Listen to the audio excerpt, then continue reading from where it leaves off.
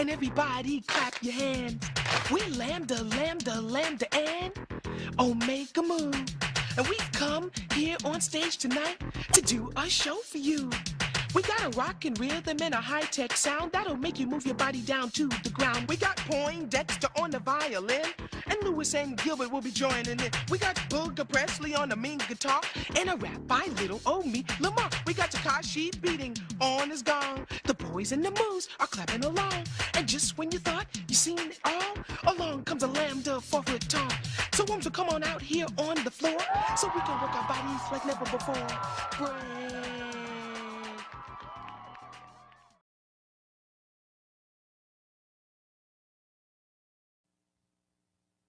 And are we off?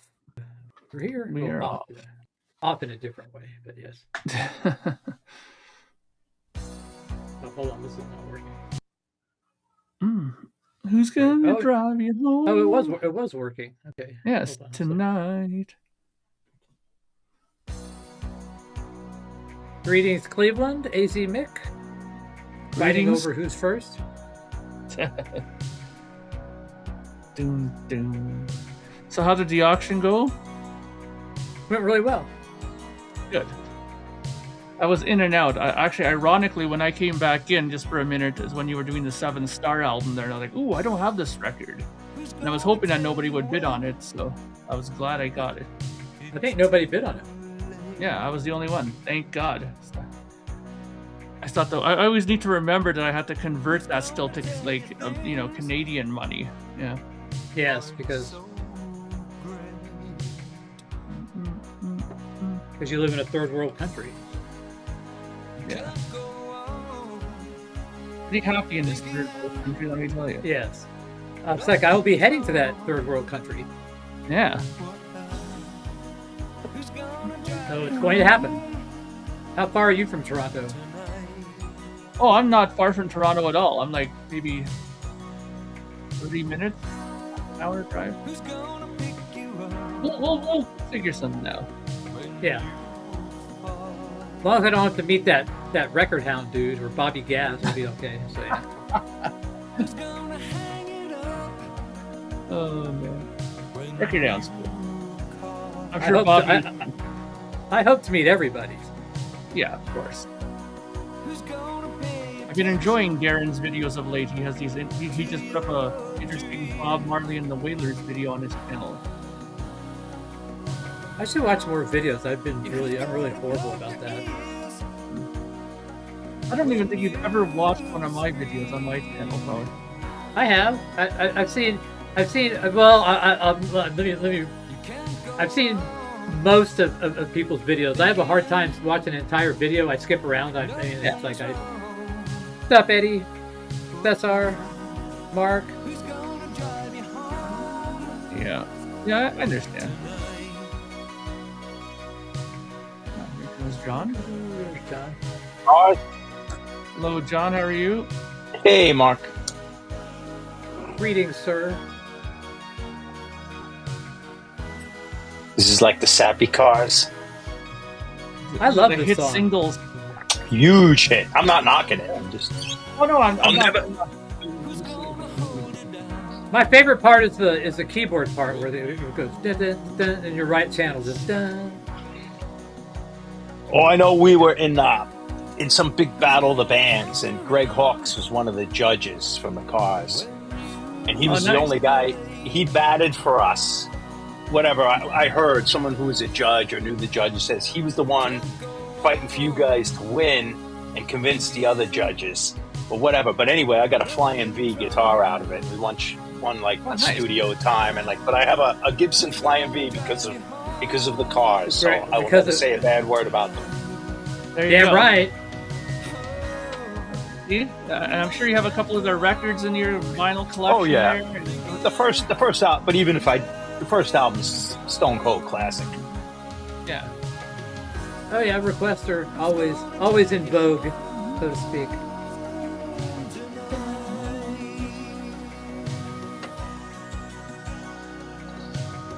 Hey, Bill, DM, Mick, Eddie, Mark, Cesar. Cleveland, Darren, It's Eddie an interesting again. way to start the stream. Well, I was actually, because I just listened to the song because I picked up a copy today and I wanted to see, and I was Depeche. testing it. So. And he No plays No Stranger Stranger to Love. This is the big single. This was the big Is this single of this Is this the record. ballads evening we're starting here? Well, I mean, I played it for the Kill Friday, so I mean, Yeah, that was the other one, right? Well, those are the two Yeah. songs that had Yeah. videos. yeah. There's great songs on this album. I mean, you know. Are you saying this is not a great song? Well, I mean, sure, it's a great song, but I mean, you know, I wouldn't pick the ballad, but you know. I got the tour shirt right over there. Patrick has a pattern, I noticed. Like when he plays that Longest Sequels album, he only plays that second song on that album. He never plays anything else off of that album. You know, you say that, and that's so not true. So Well, we're not going to play Iran right now.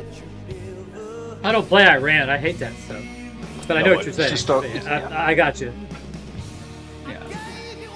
I know I showed it 2 days ago, but this will be the. There's the tour shirt from this Nice. one. 7-star and Very nice. Wasp. And then you'll never see me show it again. So You know just because what? it was though? handy. They never do that now. Did you notice that, John? When bands go on tour now, they never make shirts where they have the opener on the back. They well, didn't. you know? They very rarely ever did in the 80s. Those were the Very parking lot true. shirts. The parking lot shirts did it because the bands have to divvy up the money. Yeah. Unless maybe it's a festival shirt. A festival shirt where it goes to the festival and then they divvy up the money or something. But you never see the opening band, even on the 80s shirts. You had to buy them separate, or the parking lot shirts would be the two-sided. But I'll tell you this: the cocaine budget for this album was maximum because you know this was the time when 𝐁𝐤𝐫𝐤 was deep into it. Just read Lita Ford's biography. Wasn't he with Lita Ford at this time period? Yeah, but I'm not saying think- he yeah. was the one who said that they were neck Yeah. deep into coke and he was smacking her around. yeah. She said she accused him of battery. So yeah. Yeah. Well, I'm sure she probably wouldn't be the only one. You know. Well, I mean, I'm It not. was the 80s. Yeah, beating your girlfriend up was okay. Oh, no, back I then. meant the That was cocaine. that was par for the course. I didn't mean that. Yeah. What do you got by Smokey Robinson? We were just looking him up. He's coming to town. I don't think I have anything. Oh well, Okay. hold on. Do I? Let's see. Hold on. Stole his drum. No. Yeah, you got let's hear Going to a Go-Go, mono. Do I? Oh, here it is. Yep. We don't have to do it now. When it fits in later on, save it for when we're out of. Well, I don't have anything. I don't have anything listed at the moment. But. I see. Well, 𝐏𝐸𝐲. I see you have a singles selection. LP Yeah. rated. I found it. Yeah, and then Going to Go-Go is single. It looks like a mono. Maybe that's the Stones version. We could play Second Out of Motion. Well, not now, later. I'm curious, John. What do you think of the Stones version of that song? Oh, I love it. Yeah. It's on the live album, that 80s live Yeah. album, if I remember. Yeah. Yeah. They did They release do- it as a they single. do- I got a and 45. And they do 20 Flight Rock by Eddie Cochran, too. Yeah. And which is cool, but I think if I want to see the Stones, like they had to take out Paint It Black or Ruby Tuesday to fit a cover, because anytime you see the Stones, you're already not going to get 30 of your favorite songs because there's no way you could fit them all. Yeah. So if you take a cover, and if they do it, they used to do a Chuck Berry song or two during like the '78 tour. So Yeah. Gotcha. I like the covers, but I prefer to see the Stones do Stone stuff. I do like that Blue Oyster Cult song there. There's Sliptomatic. Good choice.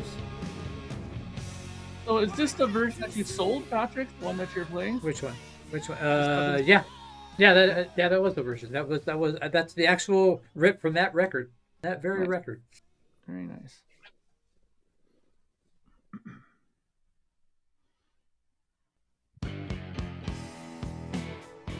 Oh, this isn't Deadline. Hold on, this is Miss Tag.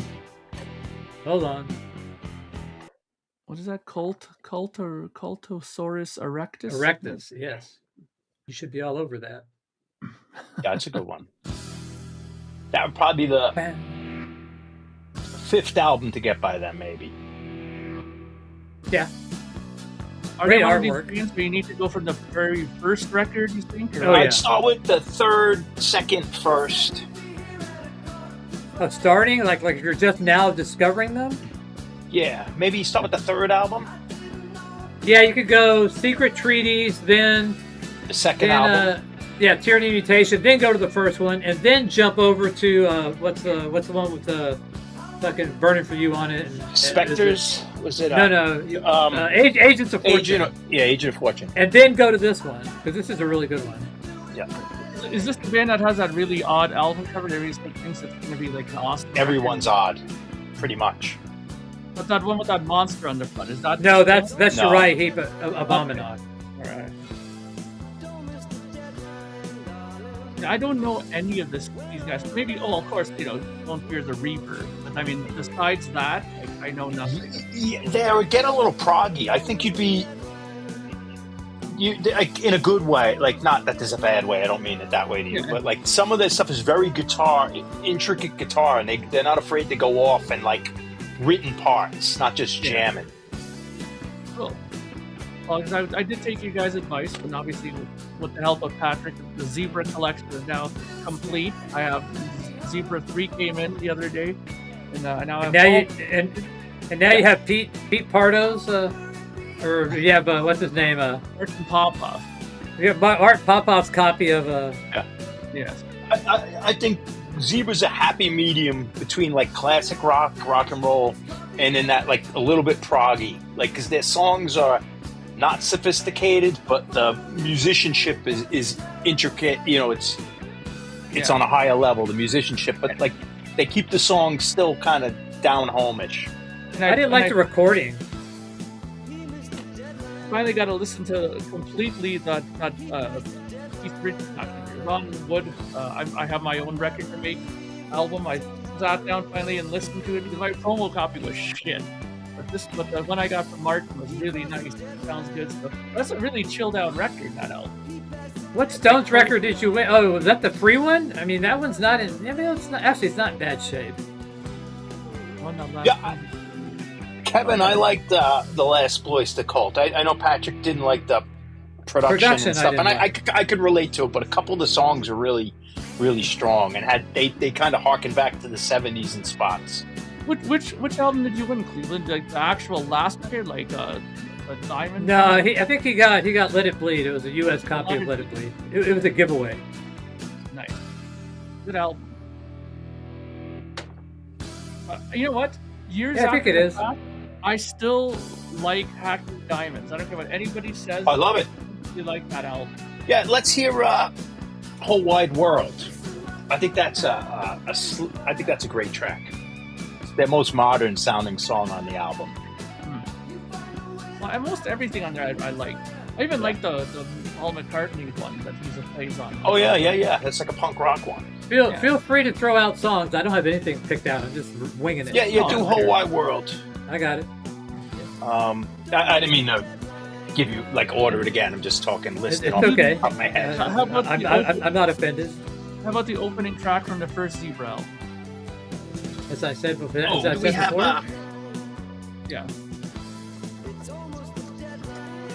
Everybody says that's the best song. Oh, Tell Me What You Want? Yeah, no. Oh, you got Skyhooks. We got to hear Women in Uniform. Actually, on the other side.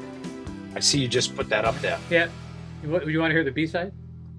Let's hear Women in Uniform, since Mark will know the original, the Iron Maiden cover. Yeah.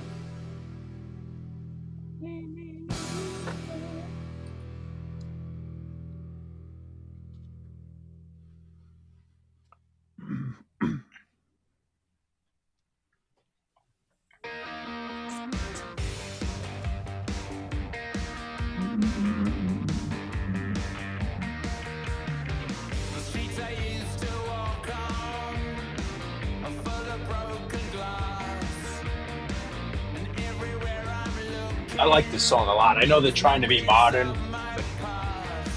Well, I think it's good. There's still enough Stones in it to make me like it. Yeah. You know?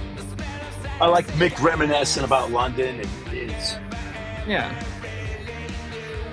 I mean, I went all out.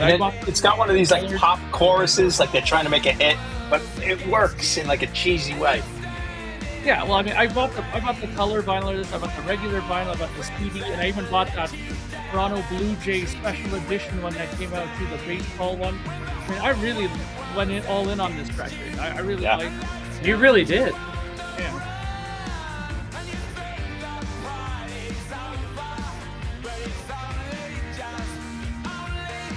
These are one of the rare examples of a band that, past their prime, that can make a record still like a good music that's new, and not just strictly, just touring off the old stuff. I'm glad they're making new records. I mean, come on, man. Yeah.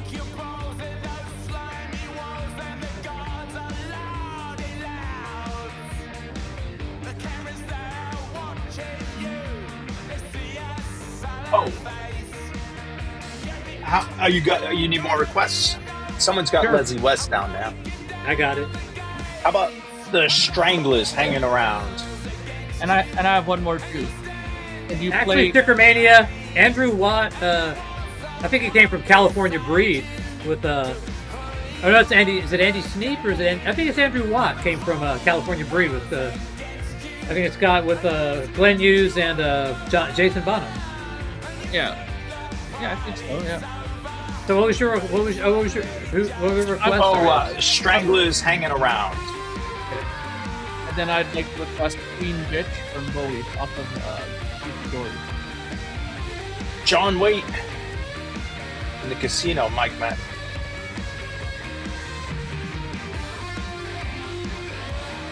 The only thing I have is the Babies. I'm going through my vinyl thing. Like, finding, you must do this job. Oh, John. When you go through your records and you're like, shit, I totally forgot I even had this record. I went through a whole bunch of my albums. I found a bunch of them I didn't even realize I even had. Still, Yeah. Mine are spined out, so they're set up like a record store, so I see them. Oh, okay. So I see them more than I'll play them, but I'll like when they were spined out, you'd forget, things get lost in there because you don't pull out. You look and you pull out what you want. So I flip through these things, so I'll see every record every album I own a couple times a year, even though I might not play it for 10 years. I need to do that too, because mine are how you said, just spine out. All I see is like 9 copies of Because I don't. I don't necessarily need to play a record. Let me just grab something randomly. Oh, Yeah. okay. Not the best, but I just pulled out this Love and Rockets. Now I can remember this, like I remember when this came out. I remember the sound of it, and like I don't have a lot of memories attached to this, but I remember it now. So now that's good. But if I picked out something that was more sentimental, it was like I remember all the songs. I was literally looking across the room at this record on the floor. Literally right there. Nice. Like the things I'm finding is like I'm going through my Bowie and I have these records that came out. I'm sure they must have did it with other artists, but they have like these albums called An Evening with David Bowie, and it's like when he released Aladdin Sane. It's a DJ kind of record where they give you set questions and he has the answers on record. Yep. Right. So yeah, I got a bunch of those Bowie ones. Yeah, you should do a I think Vance has one with Zeppelin or Robert Plant.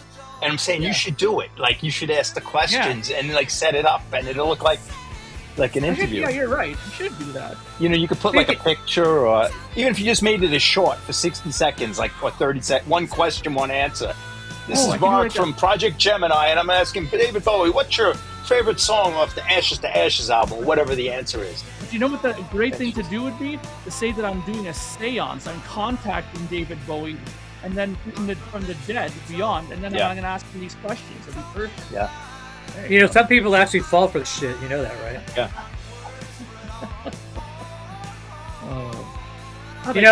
Speaking of that, I think go ahead. I think Vance is using a little known loophole. It's kind of like, if you're on a visa where you have to like go back to your home country every so often to reestablish I think that's what he's doing with this live stream. He's showing up once every often, just long enough where he's not kicked off. So I know what you're up to, Vance. I know what you're doing. I'm sure that he has something, because every time we've done a stream like you haven't done, like for whatever reason, like the power battery the one time and this and that, he messaged me. He'd go like, "What's going on? There's no stream tonight," and it's always ironically he's always ready when you're not. You know. Well, no, I mean, no. Patrick cancels, and then he gets the message. He says, "Oh no, Patrick, I was ready to go on." yeah, that's exactly. I think. Yeah. I think that you sniffed it out as well. So yeah, we're on to you, Van. Like the waning days of bands, like when like our band, we were like fading out, and like it was a drag to practice. So you're waiting for the other guys. No one wants to be the guy who canceled, but we all don't want to go. Just like, I'm a little tired. Whatever you want, but I won't call it off. But as soon as they say, yeah, I'm tired too, and like maybe we should bag, we'll bag it. All right, good on you. You know. Yeah. Like every band goes, but see, the problem is, bands sometimes over rehearse. I think the best thing to do is just right leave it be until you get gigs. Once you have gigs set and booked, then you start rehearsing. And then after the gigs are done, then just chill out, you know? Yeah. Because the rehearsals don't but like trying to write songs, and it starts fading out after a while. The spark. We end up just enjoy hanging out. Like when there's more talking and drinking than actual playing, Yeah.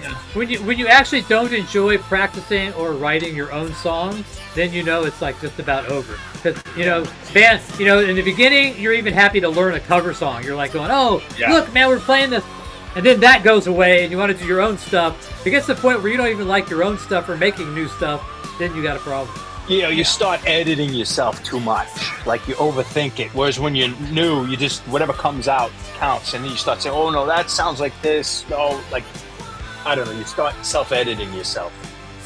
Yeah, it happens. Yeah. Overthinking it. It's hard to explain, but.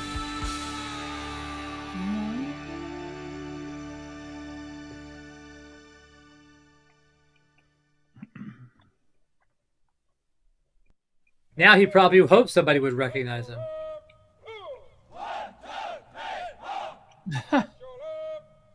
It's a great song. There's a whole middle section that Maiden just dropped. Well, they don't do this. This is, I think that.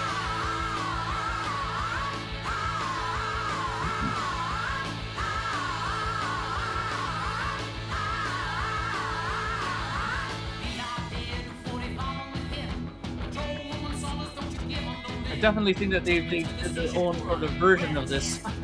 Yeah.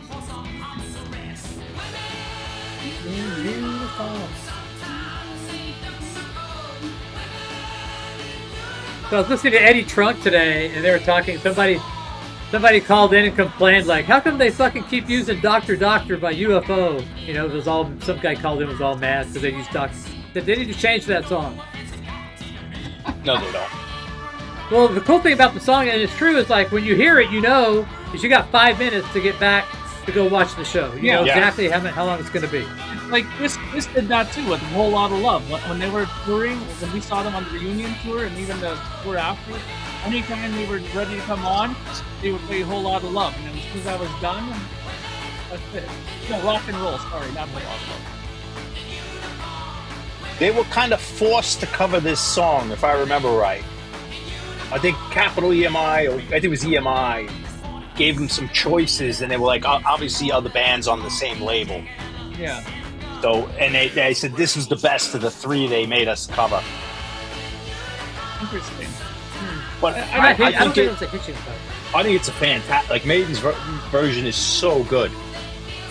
Yeah, it's interesting because I remember seeing a thing about Presley, Elvis Presley, when he got to RCA, they did the same thing. They gave this letter, record label saying, here are the covers that we want you to possibly consider recording on your next record. There'd be lines around the block trying to pitch songs to Elvis. Yeah. The funny thing is he never seemed to keen on it. Some of them he was, but some of them he was kind of like, Elvis was I mean, obviously not later on when it was movie stuff, he lost control, but he was an excellent curator on what songs he wanted to cover, or if he heard demos and songwriters, because he was excellent curator. excellent taste in music. Yeah, for sure. Oh, good one, Loser List. We meant to play that. Yeah, excellent request, Loser List. Well, welcome, Zorlock and Frank. Good to see you. 𝐏𝐫𝐸, American heavy metal. Yeah, that's their heavy metal song. Maybe it was Headliners? What the fuck is the name of that Toledo club? Son of a bitch, it's gonna drive me crazy.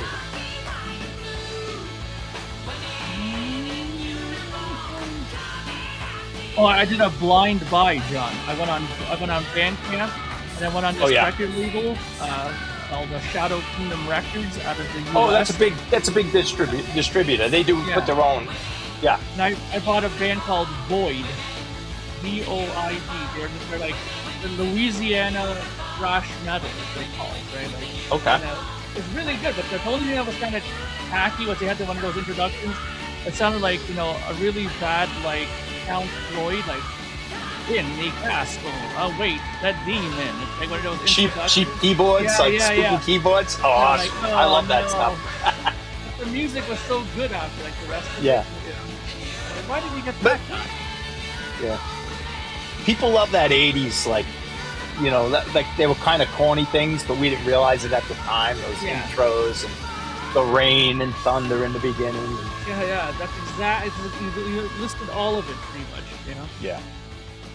The organ, the rain and thunder, and the bad-sounding Count Floyd guy. Yeah. But I was pleased. I just took a chance on that record. It was good.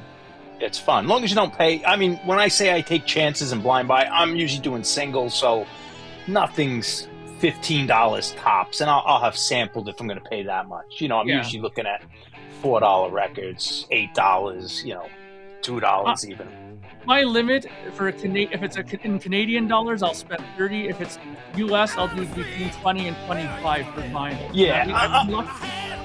Yeah, I'm talking about the blind buys where I hear a snippet, I'll go through someone's Discog and I never heard this, so then I'll go to the page and then I'll listen to like just a few seconds, like up ballad, I don't want it. Up, this is country, don't want it. But if it's a little rock, and I say, okay, we'll put it in the car, you know. And then when I get home, it could be really good. It could be what I heard, or it could be crappy.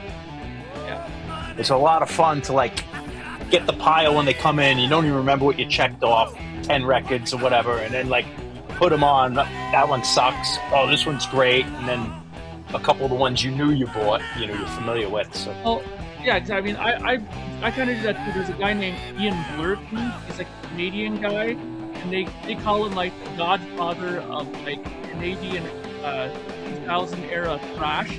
He was the producer and engineer for. Remember that band Cauldron? They were Goldthorn. Yes. I saw them. Yeah. He did. I have the Cauldron, right? And I know 𝐁𝐸. He's a good friend of mine, a bass player in that band. And he has his own music they put out, and I found it on Bandcamp. And I bought one of the records, the Ian Burton and the Future Now is the name of the band. And it's really good. It's like just straight ahead, no bullshit, hard rock, you know. And he has a great voice, that guy. So I've been buying one time at Bandcamp. I bought that CD. Did you get that message? I bought it off Bandcamp. I left you a message on. Yeah. Okay, so I'll just tell Patrick that EP, Mark's EP CD, if you could throw in my package if you didn't send it back already. I'll need an invoice and I'll need clearance from the manager. That's fine. This one time at Bandcamp. Oh, sorry. Because I already sent you like you probably got something from Bandcamp from me saying that, hey John, thank you for your support, blah blah blah. I went to your email. Okay. Oh, you know what? I haven't checked my email. It's okay. There's no bother. Just I have to do it to get it out of my box.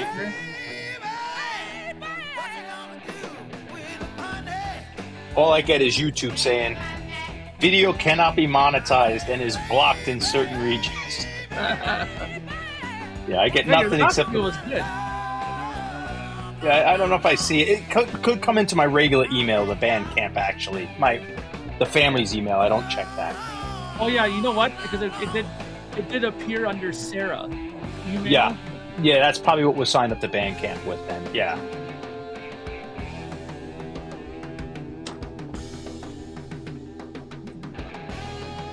So, some interested stream-related news. So I played I played a couple of Hendrix songs on Friday. Yeah. And so the stream, it never got blocked. So I mean, literally the stream is still up. I would take that down or block those out just in case, because Yeah, they're hitting me for things from 2 years ago. You know what I mean? Is it worth it? It's not like you got a video showing a great version. It's just during a live stream.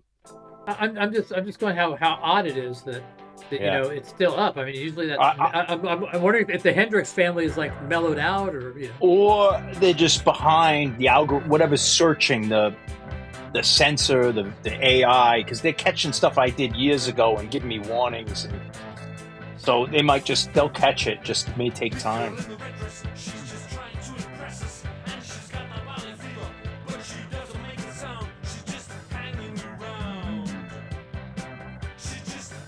Yeah, you played a couple of interesting 7-inch records there on your last video, John. It was really good. Yeah, I was very happy with those 4. Yeah, eclectic. What about you, Patrick? Any new finds that you're pickled pink over? Yeah, you could say that.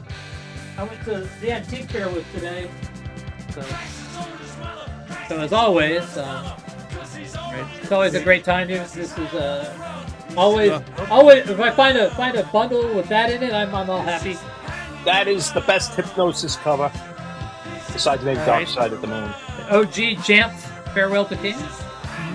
First press of In Color. This thing's in mint condition. Beautiful. Nice. Columbia Santa Maria of Led Zeppelin presents. We may hear a little bit about this later on the turntable, so this thing sounds great. A terrible album cover. And original OG first press. The jacket looks pretty bad. The vinyl's immaculate. It's really beautiful. So that's a good cover. I'm here to give you a good time tonight. Yes, welcome Tokyo. I finally got through record 1. We give you a good feeling tonight. Yes, this is this is like a German international version for all of you from Tokyo. Yes, that's so great. I mean, that is just. I mean, how the fuck is he gonna get up after that? I mean, seriously. Oh, when you're young, I used to do that. Not as good as the Scorpions, but you could get up in the old days. You only weighed 125 pounds. Yeah, you weren't eating, so yeah. That back arc there is impressive, man. Seriously. But yeah, this is the Scorpions International Coffee. Yeah, we give you a good time Mike. tonight. Where's that? Do you have the second Danzig record handy? Like physically? Let me see if I do. I think it's downstairs. The keys are in downstairs. Oh, I'm never gonna find it. You got a good deal on that Tokyo piece there. I did. German one should. Have you listened to that one yet, or have you heard it German one before in the past? I think so. Yes, I think that this is a different mastering though, because this is like the later label, and the catalog number is different. Green International label one? No, but I think it's the same principle. It's RCA. And it's yeah. Hold Up the Doors record again. Yeah. Are you going to show the Danzig? Yeah. All right, we'll go 1, 2, 3. All right, hold on. All right, I'm ready. It's the same thing, and that's like the Jim Morrison, without the shirt. I don't think it's the back cover, but that's like this one, that in the sleeve, total Doors. Well, they could have to be influenced by something, Yeah, I can imagine that joint paint and that black arch. This is a great track. This is kind of proggy. They're very Doors influenced. Mark is probably getting like some prog vibes from this. These guys roll. Yeah, Strangler's a really interesting band.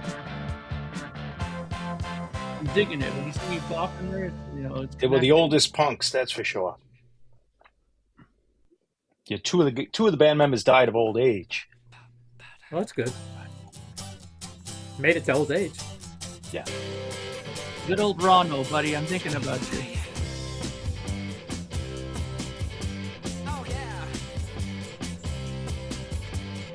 They released a Gibson Mick Ronson signature edition Les Paul.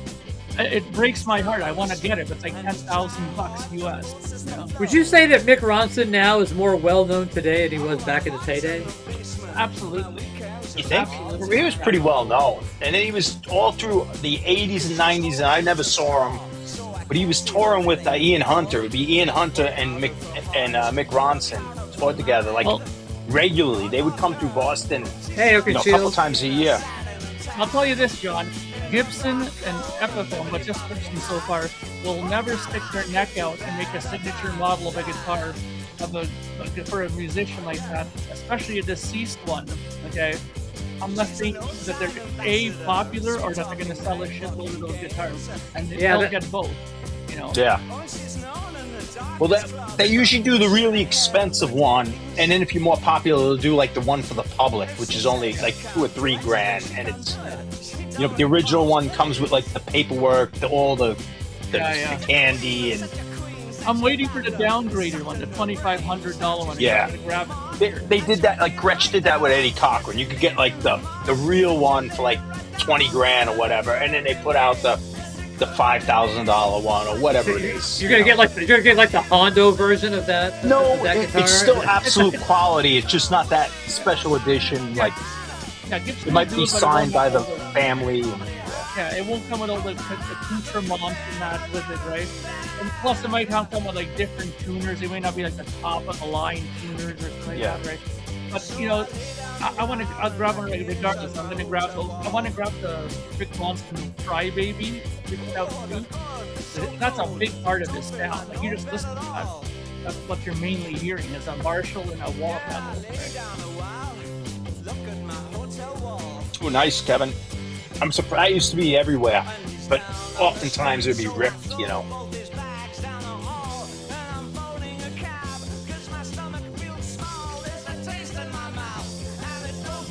The thing is, if you get what's it like? I don't know. The next Stones, right? I guess it would be Exile, but you don't see that much. I see Exile quite often, actually. But I was saying the record next to Sticky Fingers is the one that gets mauled up. Because you're pulling it out and the zipper mauls up the back cover.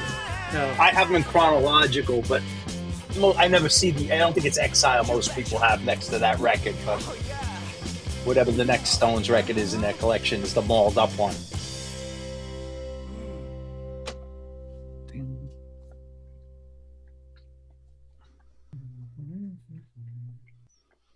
Yeah, I remember early on in my VC days when I first started collecting vinyl again, there were so many videos about that, John, like, do not put this record in behind any of your prized records. It will get destroyed thanks to this zipper, you know? Ooh, here's a good one.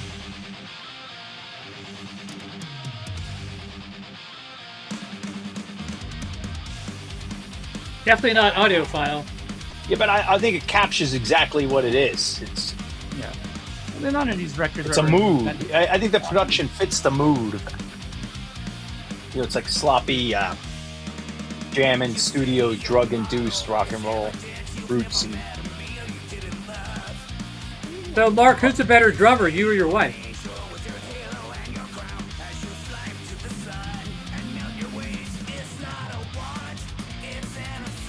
You're asking panel guy that. Right? Yeah, I don't think you have a wife, Mark. No.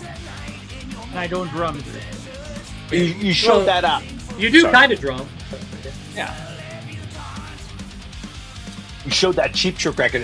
I just was watching Instagram, and someone just put a Rick Nielsen solo from the show from last night or 2 nights ago, whatever. Or I just saw it, but he's goddamn old. He's really old. He was like off, and they were doing "I Want You to Want Me," and it wasn't like someone showing it how bad and old he was. They were just taking a picture of the show and "I Want You to Want Me." And he looks like he's 80, man.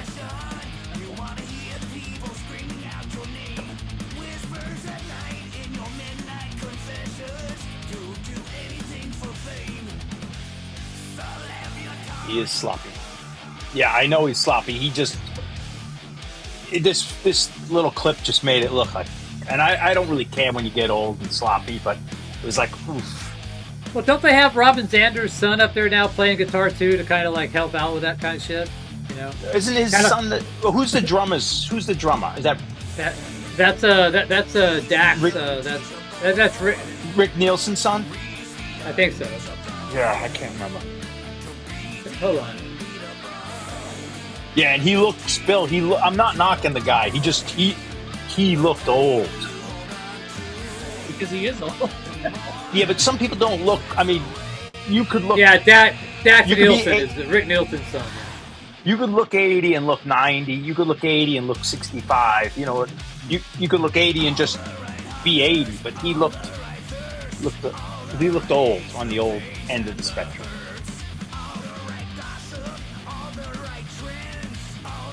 Well, sometimes musicians do it because they still enjoy doing it. Sometimes musicians, unfortunately, have to do it because they still need the money to do it.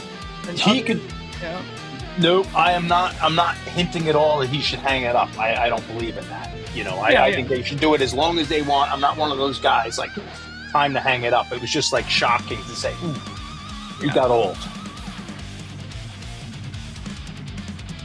I'm sure if someone hasn't seen me in 15 years, they'd say I got old. You know, but I would never never tell anyone to retire. They could do what they want. You know, as long as people are happy to see them.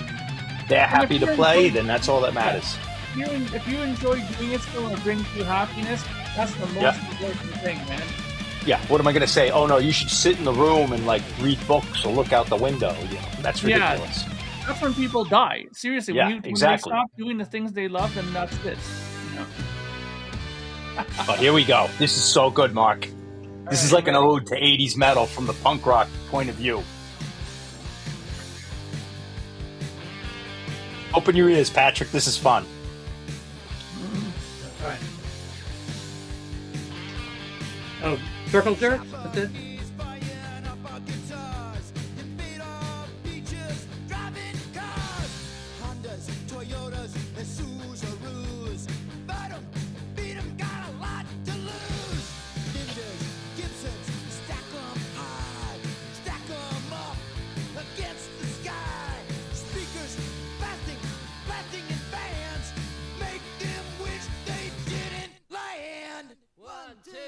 It's an American heavy metal weekend. It's an American heavy metal weekend. The English sure will give them a break with their Hi-Watts and their Marshalls. It started here, make no mistake. It's always real and never fake. Platform boots and puffy hair, gotta raise the scare. Metal merchants battle their wares, not US made, buyer beware. 1, 2, 3. It's an American heavy metal weekend. We're just listening to the circle jerk. It's an American heavy metal weekend.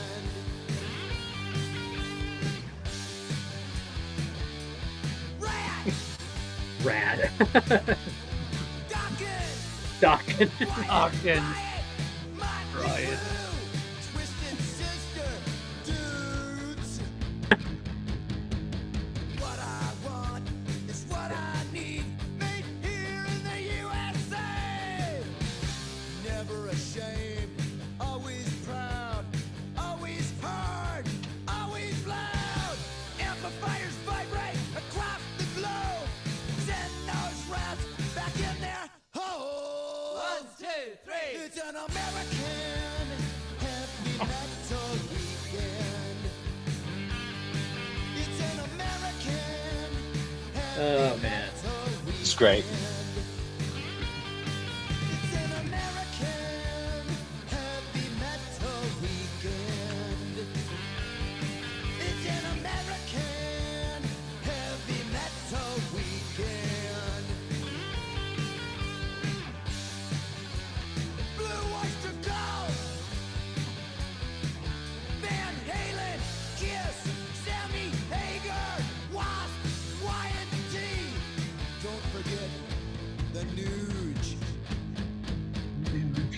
Ed would just shoot these guys. It's like, Yeah. okay. But the Circle Jerks, Keith Morris is great.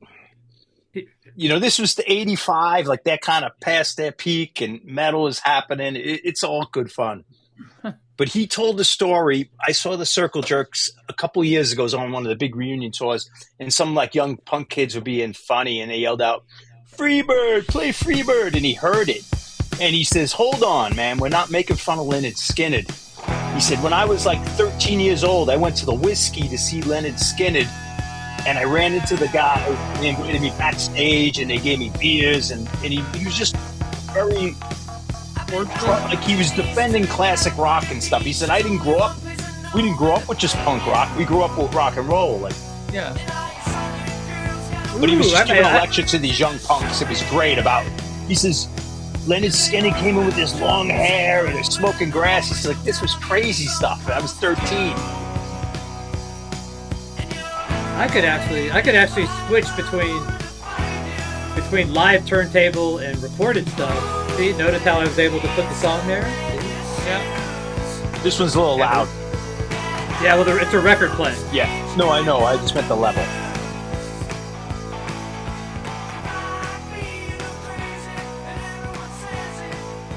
Yeah. What a difference when you bring out the record.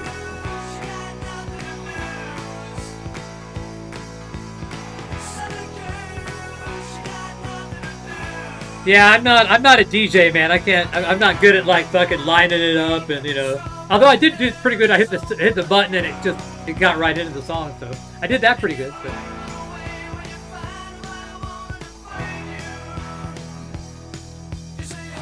I'd have to make some stuff on this Stream Deck where I could like change the levels and all this shit. I'd have to make some macros to make it work, but I think I can make it work.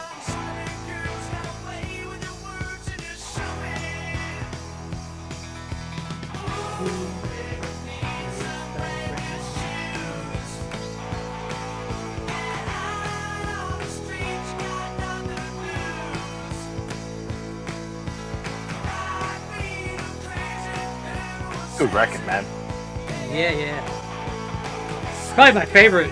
Yeah, and like Cheap Trick is such a great band. Like, I don't know if anyone ever says I don't like Cheap Trick or I hate Cheap Trick. Like, I think everyone likes them, or maybe you don't know them, but I've never heard a bad word said against Cheap Trick. They're the perfect special guest band. Yeah. Everybody either love them or they're like indifferent to them. Yeah, too funny and they for could open for anyone. They could open for metal bands. They could. I saw them open for ZZ Top. I've seen them open for Robert Plant. They were always maybe for Kiss. Like always. Yeah, they did Motley Crue too. Yeah. They could open for 80s pop. Yeah. Well, Yeah, that guy doesn't want to make money. What did you say, Mark? I was gonna say, is this just a one-off that you're doing, or are you gonna play a couple of other things on your turntable? I can play anything on the turntable. Can I make a request then? What? Did you see the Whitesnake '87 record up there on the shelf? Yeah. Can you play "Crying in the Rain"? I have that on Rift already though. You want to hear it on record? You want to hear the record? The vinyl, yeah. Opening for Blondie, opening for Stone Temple Pilots. Like, I don't think it's been who wouldn't clean. want Cheap Trick opening for you? What song did you want to hear? "Crying in the Rain"? Yeah, the first. That's easy to queue up. Yeah. See, I'm not gonna make it difficult for you, Patrick. I want to make it simple. Okay. Yeah. See, I need to get a macro to like change the levels. Yeah, nice. This is a great track. Another good Maiden cover too.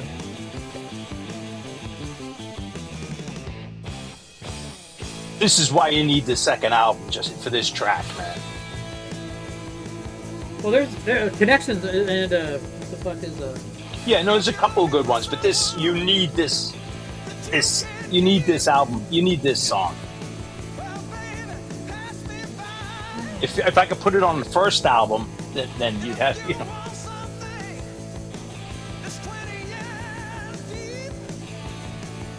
My thumbnail is promoting people coming to this live stream. What does that mean? Oh, I've been making thumbnails out of the Fabulous Furry Freak Brothers. So Yeah. The regular one. I thought you were doing so something. so tonight's was give me an image of Phineas Freak surrounded by new wave of British heavy metal albums and UK prog taking a bong hit. So that's literally what I asked for. So.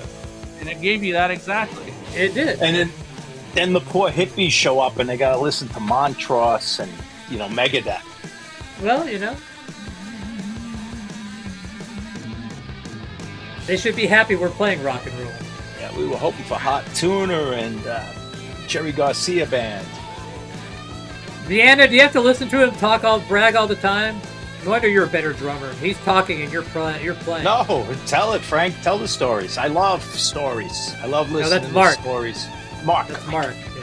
Yeah. I knew. I said Mark earlier. For some reason, yeah, it's gonna take a while. I still got to get used to the fact that sometimes it's not me you're referring to. No.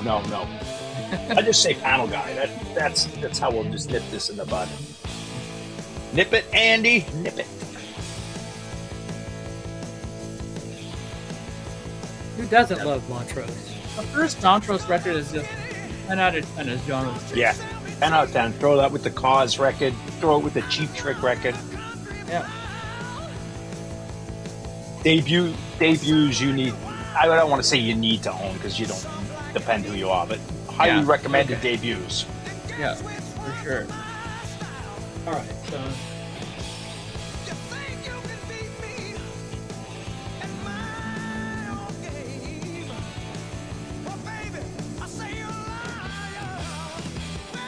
I saw some bands last night, and man, rock and roll is so happening now. Like all the kids are out dressed up.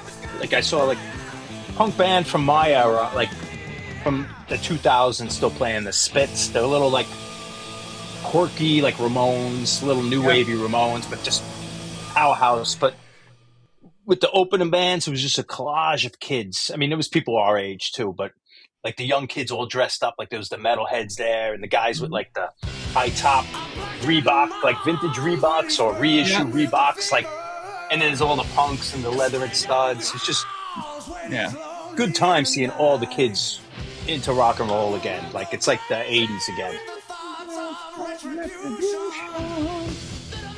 Good old John Sykes, man. Rest in peace, buddy.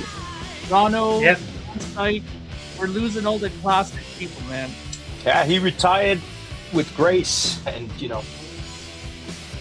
It's unfortunate though, because he had a lot still in the tank, I'm sure. Yeah.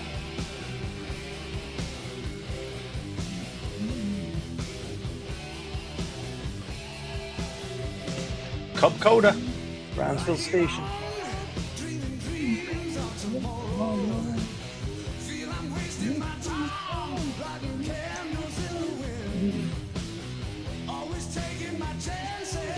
Okay, What year was that Montrose record? Was that the one a year before, like right before the first album came out? Was that the one Van showed? This live album. Which album? This Record Store Day live album that Bill has. I want to say Vance, or I saw some. I think it was Vance who showed it, and it was like, it was right before the album came out, and it was like first album stuff. But it's a concert of them before they had a record out. Yeah, that was the one I talked about that too. It's on the. Oh, maybe you did. Sorry, then. It's the deluxe version of the first record has a live performance from a radio station thing that they did before the album came out. Right? They were just saying this is going to be on our first record, and they were talking about it on there. It's like really well done. Yeah.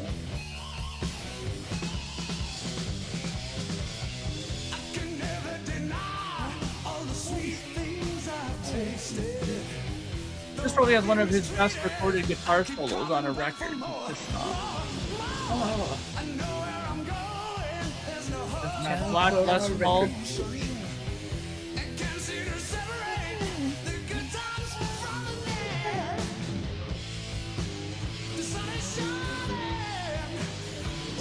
And that secret combination, the Marshall Mesa Boogie combination.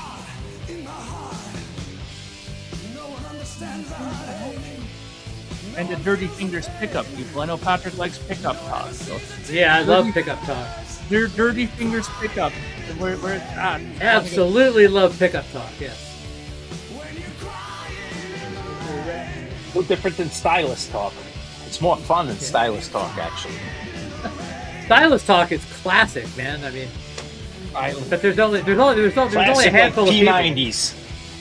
There's only a handful of people that can, like, you know, sit there and like articulate stylist.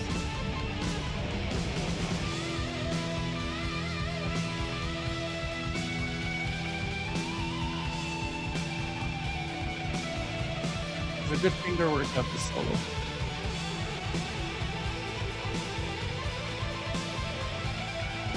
I wonder how many copies of this record sold. Do we know? Can we look? Is someone handy? to look 5 that up? million. Yeah. Well, 10 million? in the U.S., but overall, I think it was closer to 10. That's insane. This was the hang 'em up and retire comfortably type Yeah. record. And they're just, you know, in our world, they're a big band, but in general history, they're not that big of a band. And like, bands who are bigger couldn't sell that many records. Yeah, no kidding. Then they did Slip of the Tongue, which maybe did half of this, but it was a big tour though, for sure. This was a There's massive always tour. They room for came a around a twist. few times on this record. Oh yeah. This Probably was 2 years touring this record. I This wouldn't be was the tour that surprised. caused a big problem with Motley Crue in them. They were opening for Crue on Girls, Girls, Girls tour, and they were making $8,000 a show. Like, and you're like, fuck this. You go, what? Why? We're the ones drawing the people, and that's what he literally said. Covered. Yeah. People are coming to see us, not you guys, on this tour. So they left, and they ended up getting like double the money, and they did their own thing, right?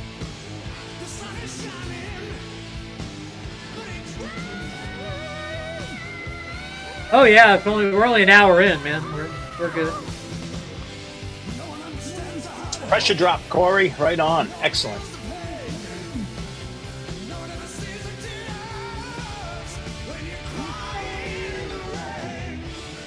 Thank you 8 for times playing platinum, Kevin. Wow. That's it. insane. 8 million.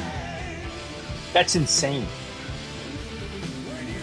And it's, you know, I guess you still hear these songs. You still hear a couple of yeah. these songs around. But They're all bangers, man. yeah, I mean, you're always going to hear it on classic rock. I just meant culturally, in the pop culture, 8 million, and they're going to be like kind of just a little bit in history, a little footnote. I played Deadline. Oh, shit. 8 times, not 8 million.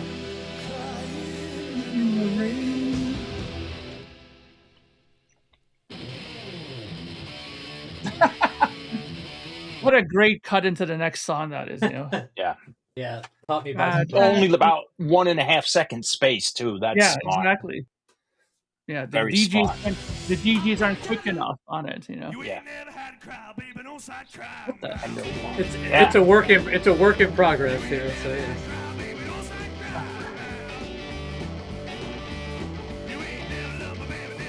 Oh, John, would this be considered garage rock?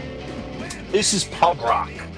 Okay. Just because it was England and it was at the time when there was like a scene of bands doing like old R&B covers, but it's not far different. But garage rock is the classic garage rock's that the 60s period from like 60, I guess maybe even 1960 or 62 to 66, pre-LSD.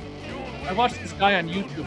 He has his own little home studio, and he's a garage rock guy. And he has these videos about how to record garage rock 60s style, and the video blew up on like 100,000. Yeah, I think I've seen a couple of those. Yeah. I've seen something like how to mic the amps or something. He's a New Jersey guy, young guy. Okay. You know, funny as hell. You know. It's like, if you want to play garage rock, you got to change your clothes. They snap his fingers and come out of his suit with a fly on and everything, right? Yeah. And then he's cheaper the gear, the better, you know, because Yeah. it sounds more thrashy, you know. Yeah. It sounds really good. He has a record out too. I was gonna grab it. Too.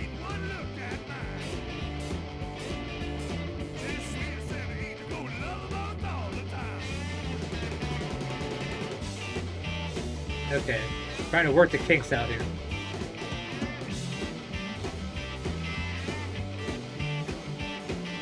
do the bass really good? Is this like stand-up bass? No, it's electric bass. Yeah. These are just like bar bands, like, and then they recorded, you know, and they're just, I don't know, they're just like covers that. It was just get away from all that 70s big arena rock, you know. Yeah. Bring it back to the roots. All right. Cool. Mike, I did listen to that Slim Jim Phantom on Billy Corgan. She was interesting. I can relate to a lot of it. Not that I'm comparing myself to Stray Cats at all, but just the New York thing, and then like we were rockabillys in the 90s when we were just weirdos and getting made fun of. And obviously they did it first. I was well aware of the Stray Cats in 6th grade, but like I made my discoveries with Elvis and Son and the same cats he mentioned. And I wonder if Vance completely lost his shit today when he found out that they're releasing that movie that beat Led Zeppelin, coming out on 4K and Blu-ray April 14th, and a special collector's edition is coming out that has little photographs you can collect, some guitar picks, a sticker of a guitar case, and all these things like collector piece things for the people who love Zeppelin. So he'll probably grab that for sure. I'll probably grab it. I've never seen it yet. So. You haven't seen the Zeppelin movie? No. Oh wow! I'll buy it. It's coming out in April. I'll buy it on Blu-ray. In the theater. We saw it twice. Oh no, I saw it once, and then I went back with Sarah. That's what it was. He saw it once. I saw it twice. And did you see the Elvis movie? Yeah, I can't tell you how good that was. Okay, so everybody says it's fantastic. Oh my god! I think it's gonna fail. There wasn't a lot of people in the theater, and I think the promo wasn't good, but the review, it's like a slow burner. The reviews are amazing, but it already went in IMAX and came, and I don't think it had the promo. But I was watching reviews on it, and so I came out of the movie, and I really liked this. It was good. But the next day, I was thinking on it, and then I started obsessing. Like, it was like a slow burner in my brain, too. Like, I need to see it again. It was too much to take in. Huh. Interesting. And I have a problem. I don't like the 70s. I don't like the white suits and the karate chops and the Vegas like horns and the different versions. So I kind of cringe at the haircuts and the clothes. But so I'm kind of anti that era. But man, it was so good. The guy, it's a pretty unbelievable movie. So am I to assume, John, that you're serious when you're saying that the karate chops was something that you actually did on stage? Yeah, well, he'd do his moves, but if you watch it, he's actually like kind of directing the band. Oh, okay. You know, but he was still in like in this movie. It's his life, but they focus on like 69, 70, 72, a lot of footage. Yeah. Or 70 to 72 probably, maybe 73, but there's a lot of that. It's the Vegas residency, so he's doing those moves, and I want to see it. I want to see the man. It was good, but it's not a movie like I've ever seen. It's not a documentary, and it's not a concert thing. It's just like a barrage of clips coming at you, and they'll show a song, but then they'll clip to something else, and then the practice. But they'll show a song, and then they go to the rehearsing the song, which is just awesome to have footage of them rehearsing, and then they go back to the song, but it segues great. But Elvis was no recording studio, but a lot of rehearsal stuff where he's talking to the band. And he's arranging it, and he was way more involved than you'd ever know. Awesome. It's just really how magnetic that guy was. You watch the band, and like everyone's watching him. You can't take your eyes off this guy. Yeah.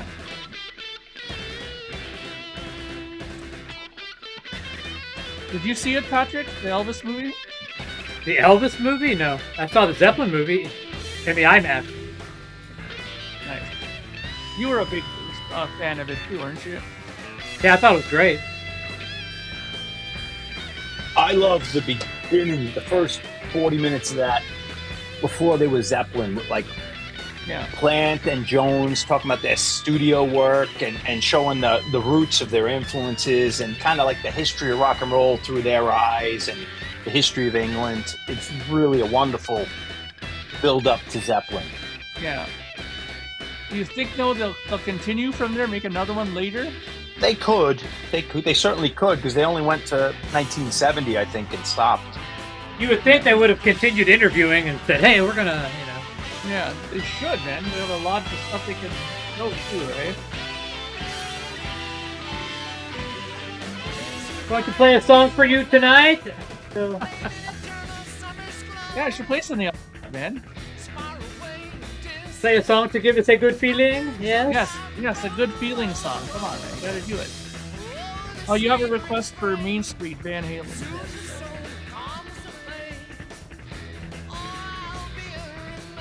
Main Street Gate, great request.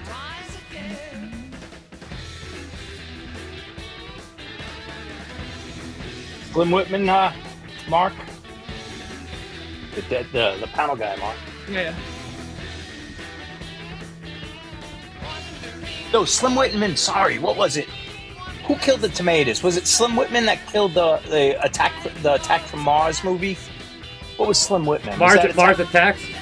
What was Mars Attacks? Oh, Attack of the Isn't that Killed like Tomatoes was music. They had. I can't. Oh, it's been years since I saw that. Maybe it was Slim Whitman that was Mars Attacks killed them, and it was just music that killed the Killer Tomatoes.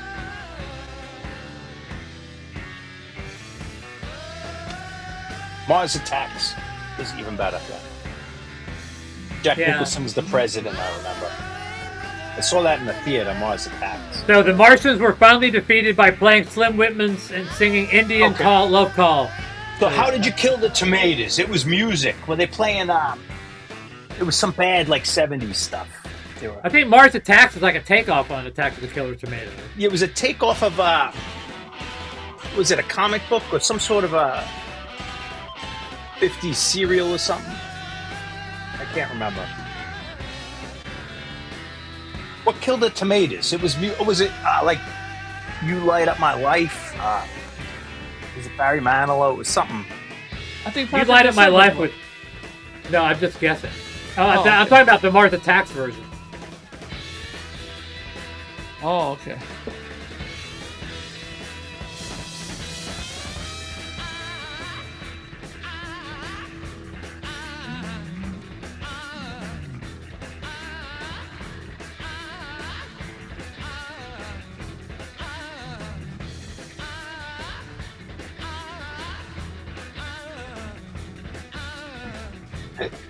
Slim Whitman had more chart hits than Elvis in the 50s, right? Times were tough. He's got a couple good songs, Slim Whitman, when he's like kind of more straight country. I found in my travels that Puberty Love. Oh, you got it. You got it. That's what it was. I feel like the worse the hotel, the better the cable. So the motel you were staying at, if it was like a piece of shit, they had like 800 channels, but they had great cable. So. Trekker, it was the Topps trading cards. Thank you. And I was watching the great George Michael documentary, the comedy version of it. You ever see that? Called Star Series or something. It's some British comedy, but some guy's playing Elton John, playing George Michael, and they go through his whole life. But he meets Elton John, and he does the Band-Aid thing with Midger and Bob Geldof, and there's all these people playing like Bono and Paul Weller. It's hysterical British comedy.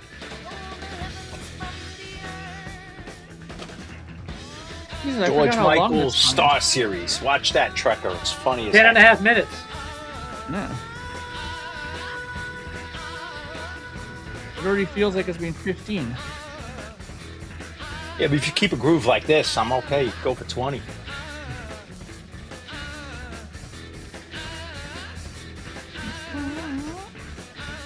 can hear Jimmy noodling in the right. Yeah. So, yeah. They stopped because Bonham needed a cigarette. Or more coke. Maybe we play Team Rock Fever off of off of the Scorpions album Tokyo Tapes. Yeah. Yes, yes. I'm excited, Patrick. You got to play it. I just saw that clip from the when you go through Instagram, you see little clips, and it was off that Beware Mr. Baker movie, Ginger Baker, and it was like that clip where he's John Bonham. You know, you think he's on the same level as me and Mooney. Like these guys couldn't swing a bag of shit. He's like, if they were live, they'd tell you the same thing. They tell you the same thing, yeah. I'm sure they would. He's so cocky. He's unbelievable. And he attacks like the camera person at the end. Oh, yeah. He beats him up. The documentary guy, I think. He broke his nose. I hit him in the nose. Unbelievable. I don't think I know this band. Alcatraz with a K. Yeah, I don't know this.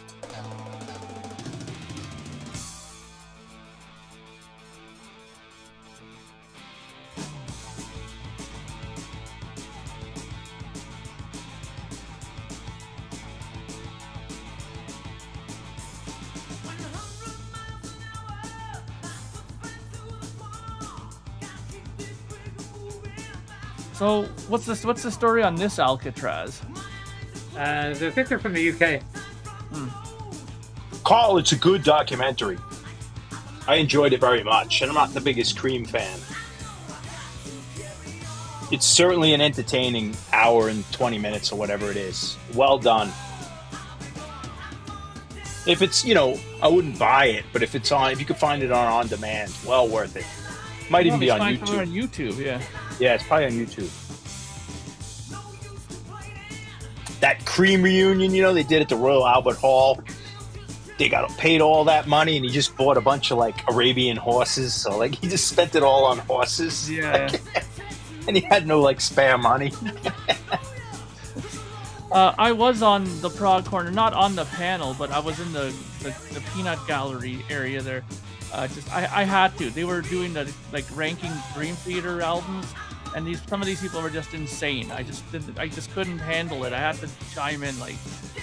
They had the audacity to put Train of Thought as the best Dream Theater album. I said, you people are absolutely out of your fucking mind. Did you get kicked out? Did they ban you? Everybody knows that Images and Words is the greatest Dream Theater album ever. Everybody knows. Yeah. Apparently not. Yeah. So did you get kicked out of the room? Did they kick you out? Scott loves me, the host that he always tells me, you gotta come on, Mark. You gotta come on the panel. Your stuff is always like dynamite on here. He loves it, I'm so against the norm. Yeah, oh yeah, that's why he loves me on there, right?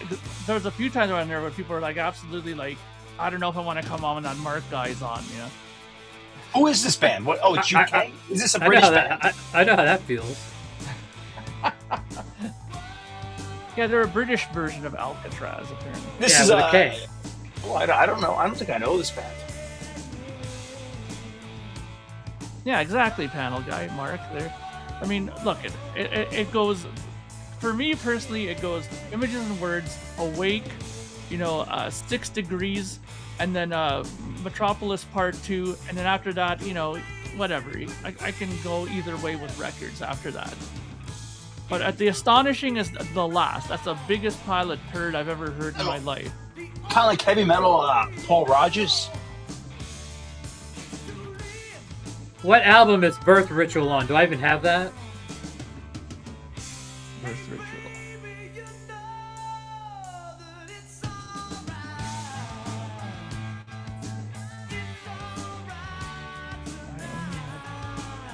Yeah, I don't know this band.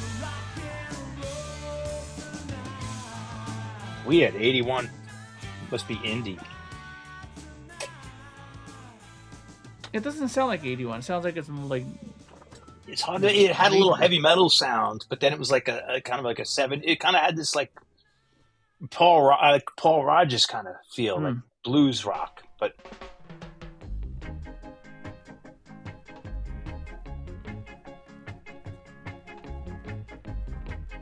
Some reggae action. Stone Cold classic.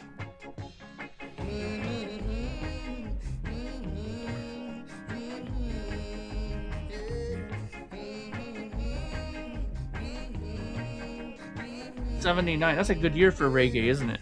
Yeah, but this isn't 79. This is probably 66. Oh, really? Okay. Oh, maybe. Unless they recut it. Maybe the best of came out in 79. Oh, okay. There we go. Yeah, you're right. But they might have recut it. But it sounds like the original to me.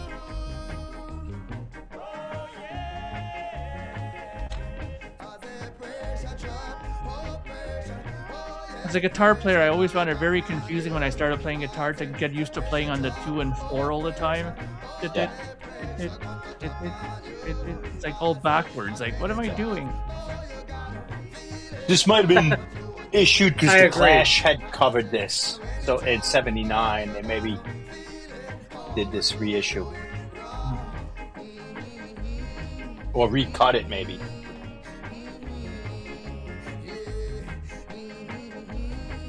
Well, it's a comp, so they probably put the comp together in '79. Yeah.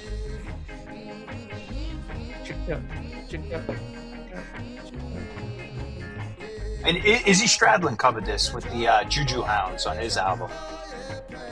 Oh yeah, that's right. They did. Yeah. Yeah. That's another great album. Yeah, it's an underrated record. It had Rick Richards from the Georgia Satellites on there.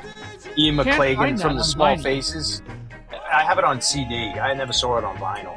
But that was like 92, right? It was early 90s. Yeah. Probably CD era. And if it is, it's probably like Brazil only released it or something. Yeah. Or Patrick's favorite release, the South Korea one. For which one? For who? For the Juju, Izzy Stradlin, Oh. the Juju. Yeah, 92. That- Thank you, Cleveland. That- I remember we had tickets to go see that.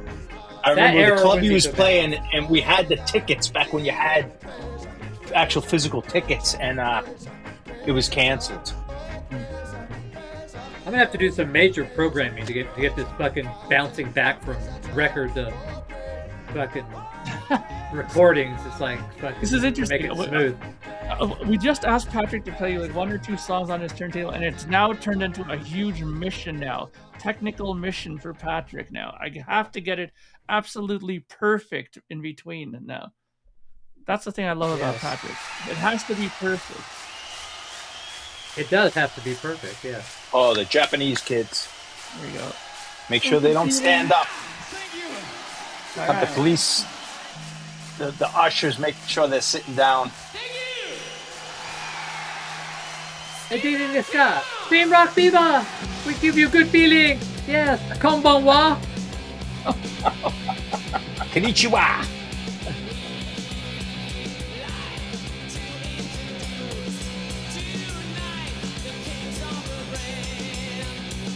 What a good recording, though. This is not that pressing that I just got. It sounds really good. Yeah. Does this say Patrick on the album who recorded this? Like, who was the producer, engineer was? Probably like the same people who did like the Budokan, I would imagine. Oh, yeah, okay, so... Probably at the Budokan. Or it's in Kyoto. You can really hear the ride cymbal, man. Oh, yeah. The recording is fantastic. Lots of reverb. Right, room verb. Yeah, well, yeah.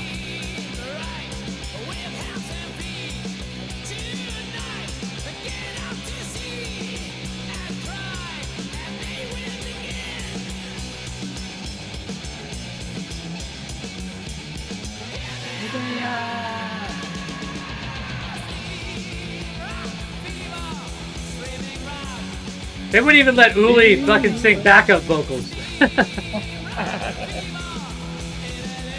You knew we won World War II. Like, we got the Germans and the Japanese singing American rock and roll. Like,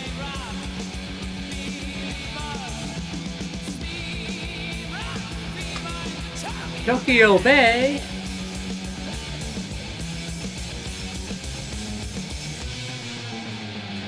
So Peter Dirks produced this.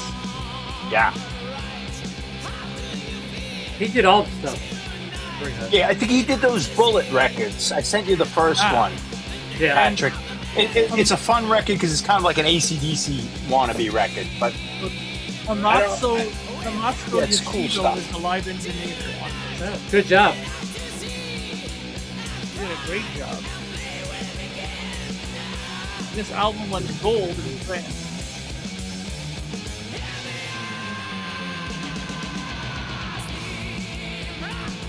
Record they do, but it's only 45 minutes.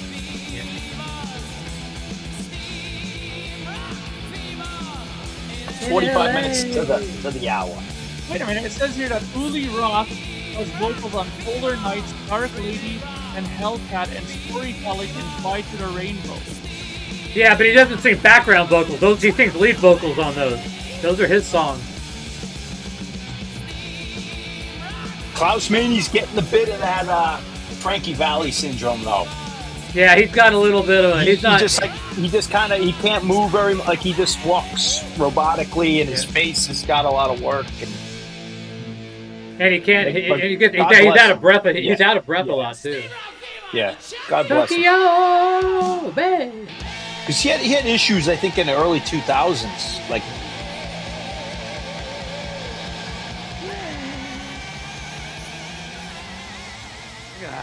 yeah, he's almost got that animatronic 𝐏𝐫𝐲𝐬 thing happening. Animatronics. I don't know. I like all the covers.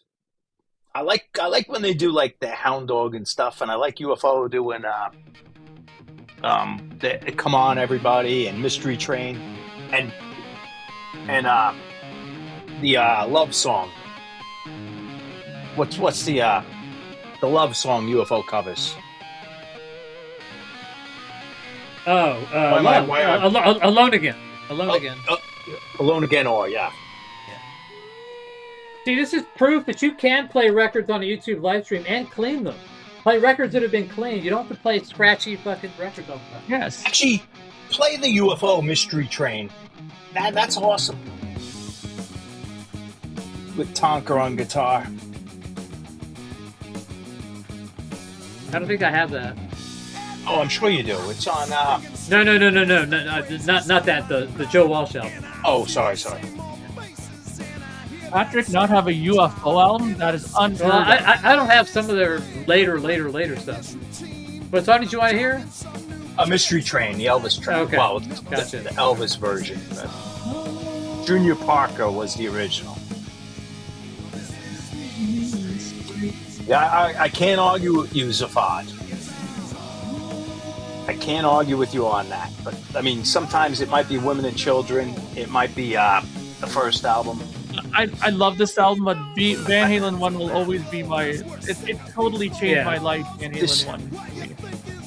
This album's a mood, though. It's like dark Van Halen. It's like heavy metal Van Halen. I love this record. Everything, hard. even one... But if someone said this is Van Halen's best album, I couldn't come up with an argument to take them down. I really couldn't. The only one I could have an argument with to say that it's not their best is Diver Down. Well, Diver Down clearly isn't the best. But you both play guitar, so if you play guitar, then yes, this is your favorite. This could be your favorite Van Halen album. Guitar players always love this record. I really love Women and Children. Van Halen 1, he never returned to that sound. He never sounded the same after that first record. I mean, that record totally changed everything for me as a guitar player when I first heard it. I even bought the fucking test pressing of that album. I hunted that down and bought it because I loved it so much. Now, when you get a test pressing, do you ever get a different version? You know what I mean? Because, like, they send out test pressings and they might say, no, that was bad. The bass I couldn't hear, or the guitar solo. But, I mean, have you ever heard a test pressing that was different than the album? Yeah, on the test pressing that I have, I find that the phaser and atomic funk they see this at the beginning is totally different. It's much louder than it is on the Van Halen 1 album. And I find that David Lee Roth's vocals are also a little bit quieter on the test pressing. So I'm convinced that they must have went and remixed it, so you have a different mix. Yeah.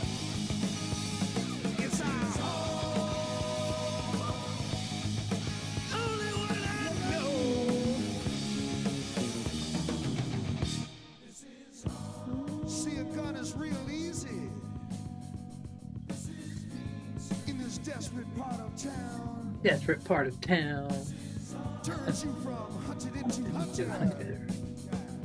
You go and hunt somebody. Got spray painted on the wall. I love that. Like, Somebody said, Lord, strike that poor boy down.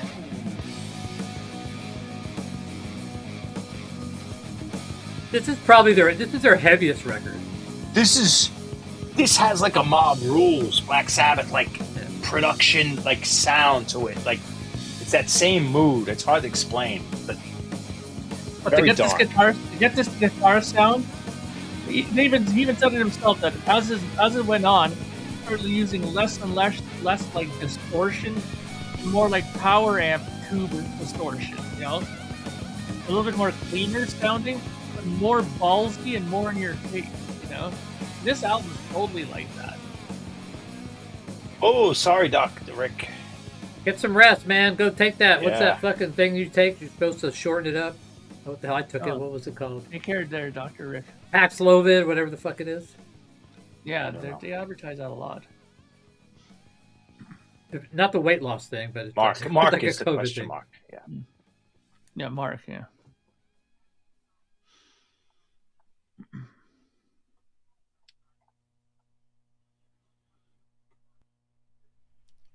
It's an American heavy metal weekend.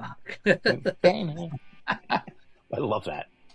The only thing that would make Patrick feel even worse is if we got him to play another, what's his name there? Oh fuck, what's his name again? Darren, help me out. Laying Pipe. What's that guy's name again? Laying Pipe. Laying Pipe all night. And then we played another song though, and you This is some hated it. cowboy Canadian And- stuff. Yeah, Yeah, I'm I trying to don't- remember. Darren knows. He'll refresh me on that.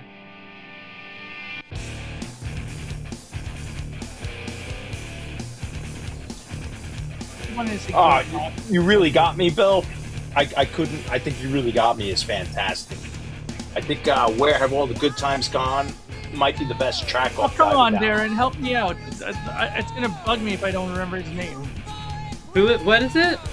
He won't tell me. He said I ain't going there because he got reamed out by you last time when we recorded this song. What do you? Oh, Dave, that Dave Stewart, whatever the fuck his Steve name is. Wilcox. That's David Wilcox. Yeah, I'm not playing that shit. So I'm saying that would be the only other thing that would make you more miserable. You know, if you heard that. Yeah, that was horrible. You want to be miserable, Dr. Rick? Listen to that Dave Wilcox. That'll really make you fucking miserable. Talk about miserable. Listen to Dave Wilcox. You'll wish you had COVID. Yeah, Ice Cream Man's great. I could see if you're arguing Happy Trails or Dancing in the Street. I think Zaphod might have requested this.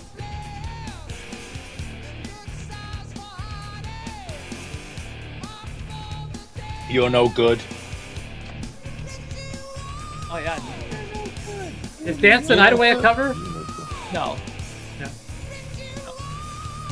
They did a bunch of them on. I like Dodgers Dance Night Ground. Away. No, Big Bad Bill is sweet, William. Yeah. Where Have All the Good Times Gone?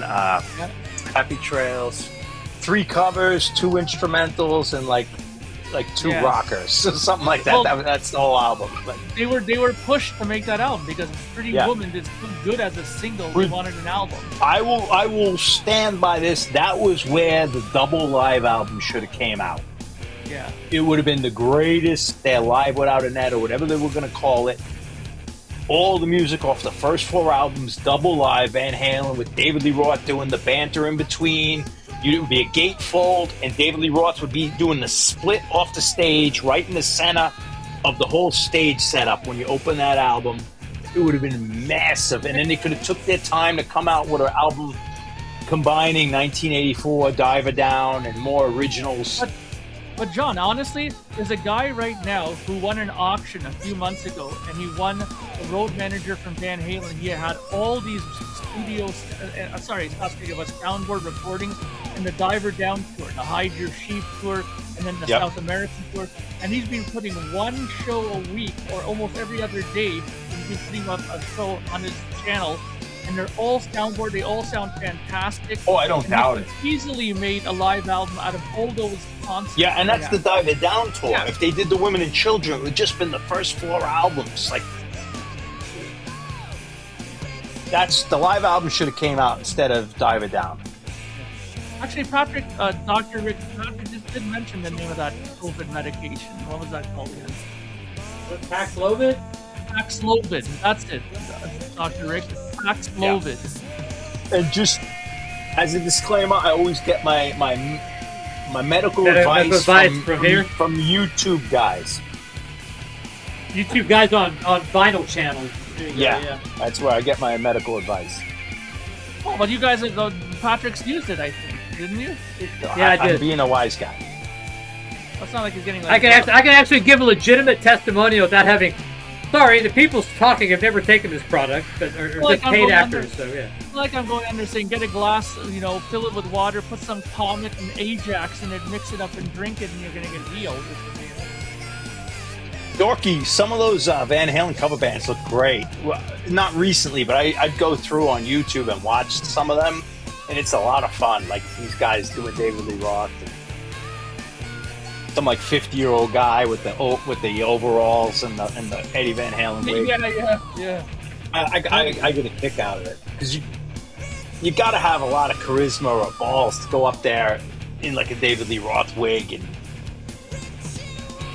You know what though? I agree though. They waited way too long. Like when they finally did release that live album after, Some Kind of Truth or whatever that last album was called again, A Different Kind of Truth.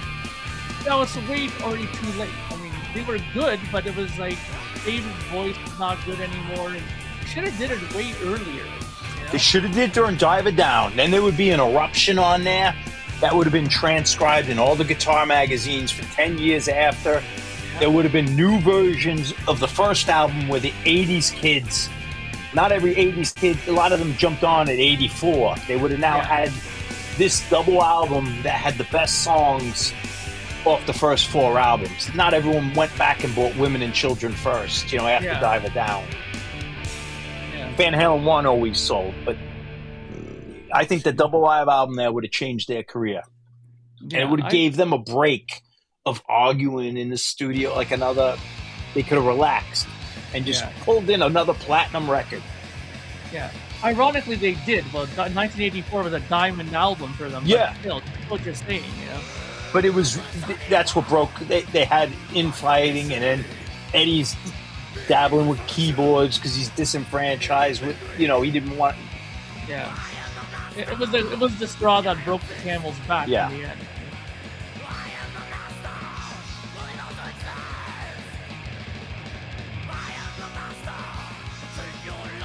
I'll tell you, that David Lee Roth, that Crazy from the Heat EP, I've seen that album all the time in the used record stores, and I don't know about you guys, but every time I've seen it, it's always in near mint condition. Like, people play it once, and that's it, Like, beautiful condition.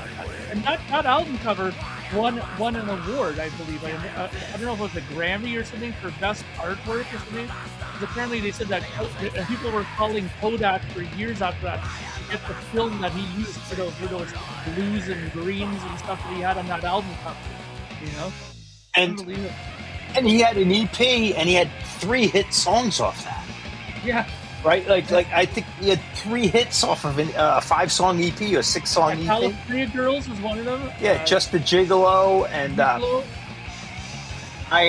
maybe it's I Ain't Nobody is part of Just the Gigolo. Was there another one? He did Coconut maybe Grove. just 2. And then he did another song too. I can't remember. Maybe it was just 2, but either 3 way, he had songs, 2 4 hits off an EP. 2 songs off an EP. And the videos were monstrous. Oh yeah. I see Crazy from the Heat for like $2 everywhere. Yeah, I see it's it's $5 Canadian here. Yeah. Eat 'em and Smile though is not the same thing. So I'll Wait, your favorite. That's crazy. The best. Then again, Technical Ecstasy is like his favorite Black Sabbath album. So. I used to know the guitar solo from I'll Wait. I mean, I'm sure I played it horribly, but I did that in like a talent show in high school, and like basically I sat down and I didn't play because it was all keyboards, and you come in, you do the guitar solo, then turn the volume down, you're done. Like, I didn't do anything. I just waited to the guitar solo.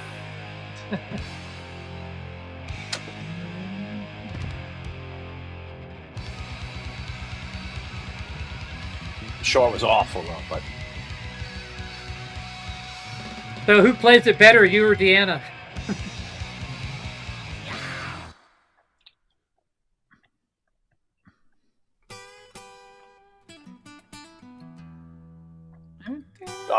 Paul Chapman, man.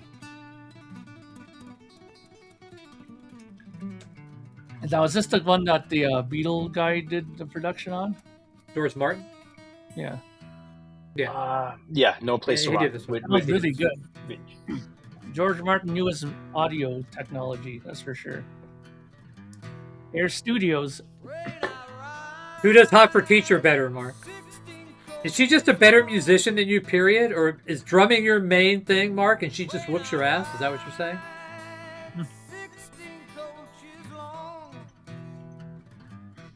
Well, Mark should. He has to say the wife does it better. I mean, come on. Yeah. You're putting the guy in the corner. Well, are you saying she legitimately could not be a better player? See? She's saying it's definitely me, so...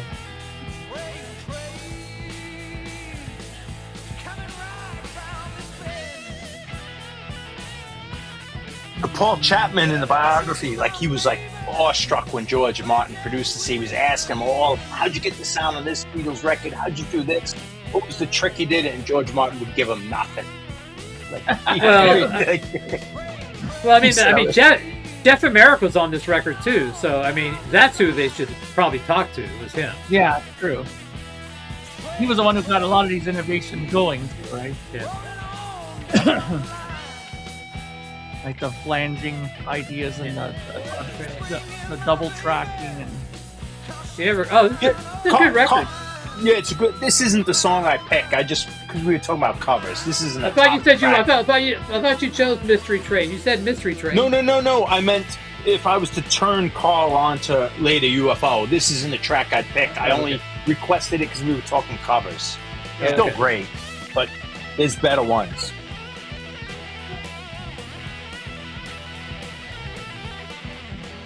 Well, I'm gonna guess that you guys think this is definitely better than Warren's version of Train Train. What they did. Warren did a version of Blackfoot Train Train? Yeah. It was like the end up right at the very end of Cherry Pie. Well, yeah, it's better than Cherry Pie.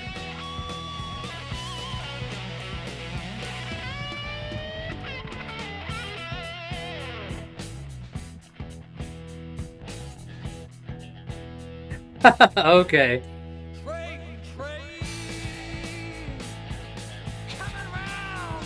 Don't learn too much. Go get a Mummy's record and call it a day.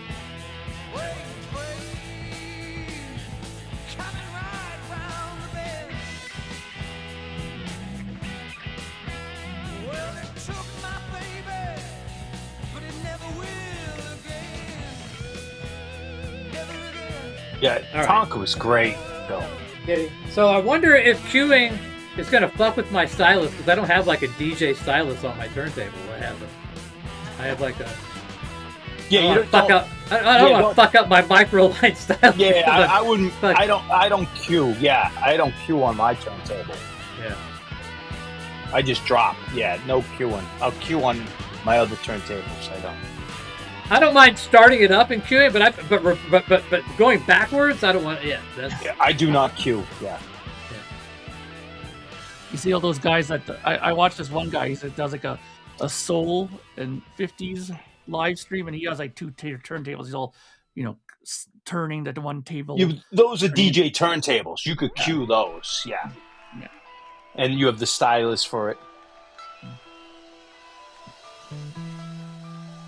I'd rather drop the needle 3 different times to get to the point. Yeah. We love to love, yes. Yes. This is not Germany or the Scorpions. You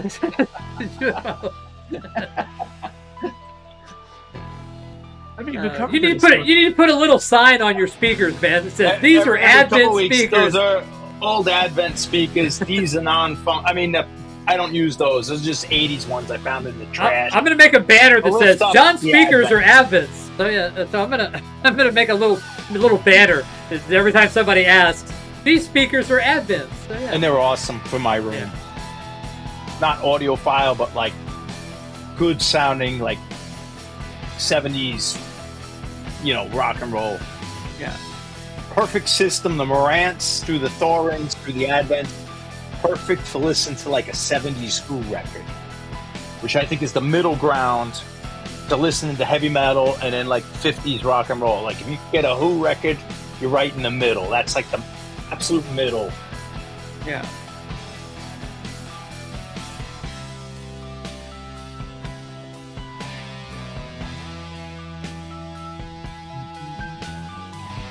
I just picked up this record today. Nice to see it. Sounds pretty good.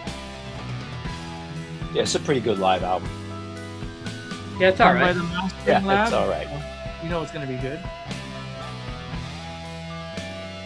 It's one of the, this is definitely. It's hard to argue this isn't the best live album. It's very hard to argue it's not the best live album. It ain't no All the World's a Stage. Come on. Are those versions better than the studio versions? Oh yeah. Okay. At least I think so. Yeah, no, that's fine. Yeah.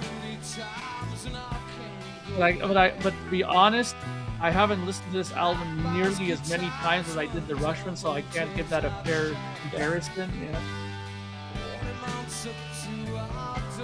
Are you still locked out of Instagram? Yeah. I know people. I keep getting the messages from you. You have 15 messages No. waiting for you on Instagram. Yeah.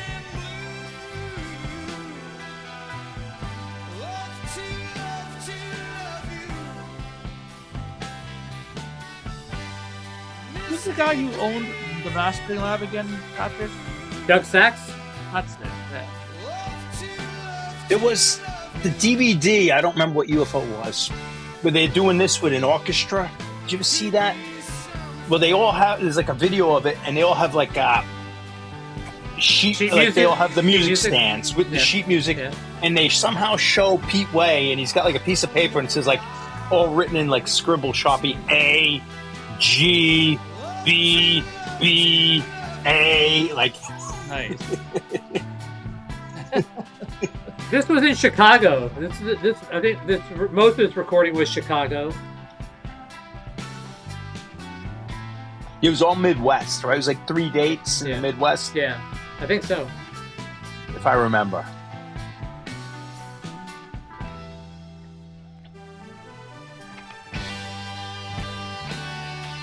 Now that version that you're talking about with the symphony, that was probably after Shanker, wasn't that with Vinnie Moore on guitar? He might have came back. It might have been Vinnie Moore. I think it came back. It was like a DVD. It was definitely 90s. Yeah, I don't want I to push can't my luck remember. with Hendrix. Yeah. Huh, interesting. Yeah, I think it was with Vinnie Moore, but I couldn't swear to it. I remember seeing some stuff with him on guitar with UFO. Oh yeah, Vinnie Moore was with them. Yeah. That's the only guitar player I've ever seen him with.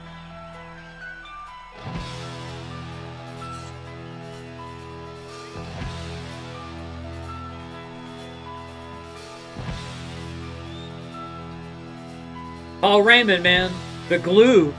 Yeah, the wig. He's in one of my best wigs of rock and roll, next to Joey Belladonna and Carl Perkins, Gene Simmons. Gene Simmons. This guy was, I mean, he was such an integral part of this band. Joe Lynn Turner. Yeah. Even Paul Stanley has a pretty good. UFO was a band that knew when to use keyboards and when not to use them. They were not overly judicious with their keyboard use, but they made it important, but they didn't make it overpowering. And they weren't afraid of keyboards either. Yeah.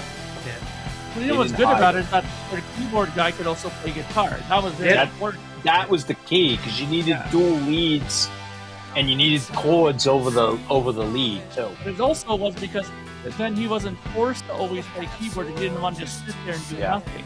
You know. Or just He's play a- little he's a like lefty. or put just like atmospheric shit on the bottom, bottom end, Yeah. and that's do that shit.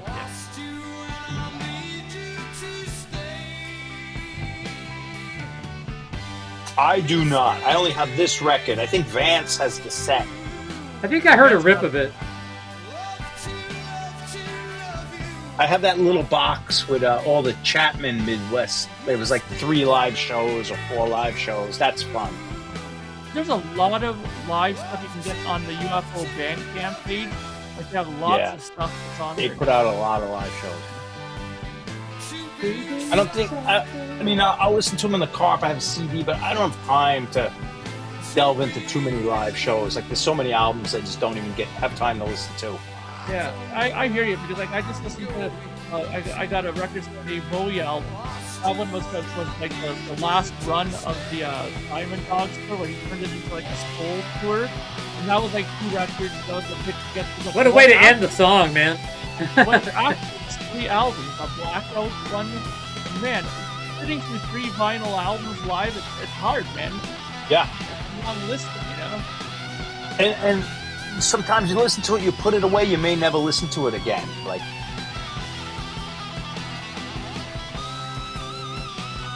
I would beg to differ. I think this band right here is the most underrated band ever. So, but Yeah. Mahogany Rush is right up there because I love them too. So, what a way to end, though, man. Just Geddy's voice didn't change until right around Presto, Roll the Bones, around there. That's because that's when Rupert Hine came in, he made him sing an octave lower than his normal singing voice, and that's when everything changed. the thing about UFO, we'll listen to like the epic song here, but they have plenty of songs that could fit right in with classic FM rock radio, and they're not. Like Mahogany Rush is kind of like a guitar band. Yeah. I'm not saying they couldn't fit in with FM rock, but like I think UFO had a much more commercial appeal potential, you know, and Thank it you, never was Chicago. realized.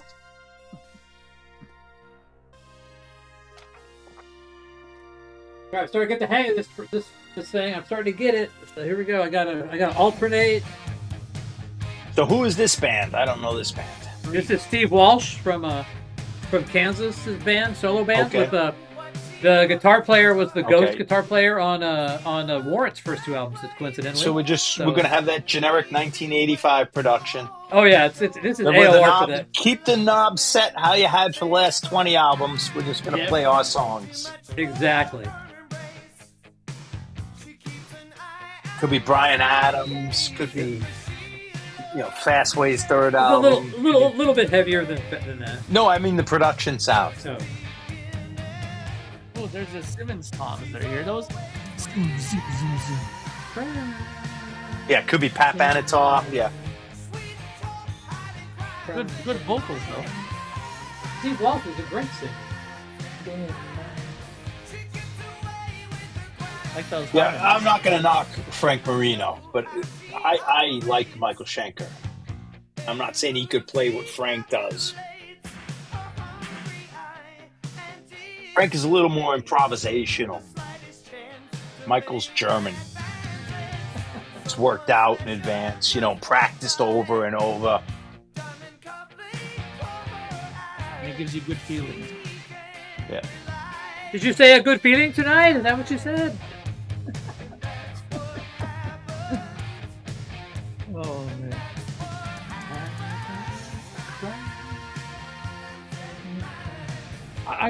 It's one of these situations where I hear this. You've played this before, haven't you? Yeah, I have. Because it sounds very familiar, but I don't remember if it's on radio I heard this, or if it's here that I heard this. The equipment changed, different vocal mics on it. Well, it's not so much the equipment change that they literally forced Geddy. Because when he's saying to Rupert Hine when they did Presto, they're like, "Why are you singing so high?" He goes, "Relax your voice." They made him sing it like an octave lower, and then he started singing like that on 2 records. And once you do 2 full albums and a tour for both records, and all of a sudden you get used to singing in that manner. Now all of a sudden, Did he get nodules around this time though? Didn't he get nodules? That was, I think, 89. Like Hold Your Fire around there. Okay. Yeah. But yeah, I mean, but they did use different gear too. They also, they always are changing up gear and stuff like that too. But The biggest change though was just his change of performance.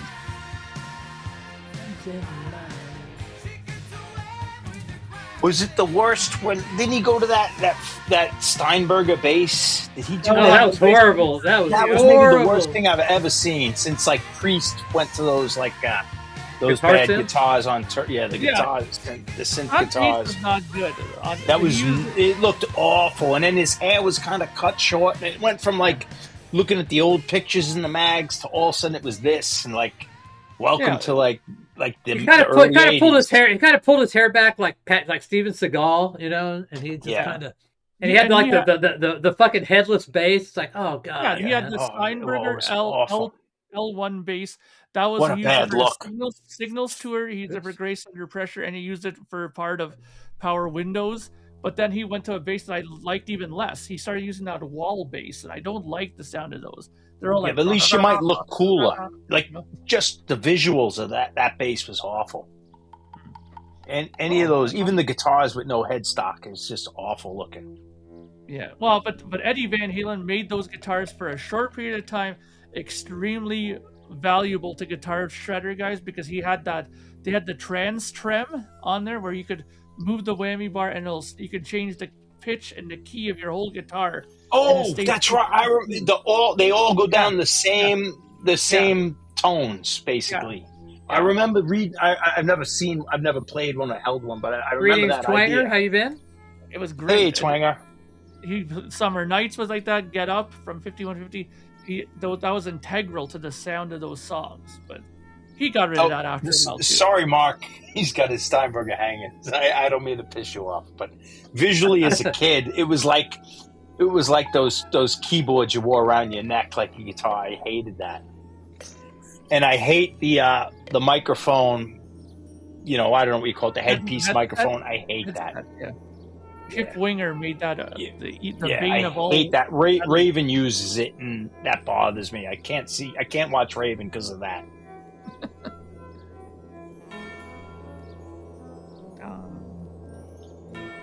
Kind of like this playing records. I'm just grabbing shit that's around me. I'm just like picking up stuff that's like literally just around me.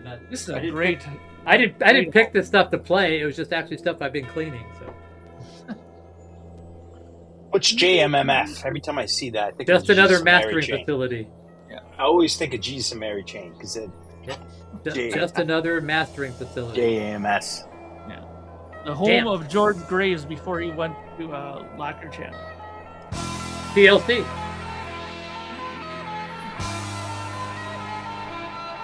I tell you, man, when you see drummers now who do these, I see this one guy has a channel where he does live videos of himself playing bootleg shows from Rush tours. Like he said, I'm playing a whole concert from the Signals tour, and he has fucking exactly all the bells, the chimes, the blocks, the cowbell. Like this guy must have spent like $30,000 in this drum kit.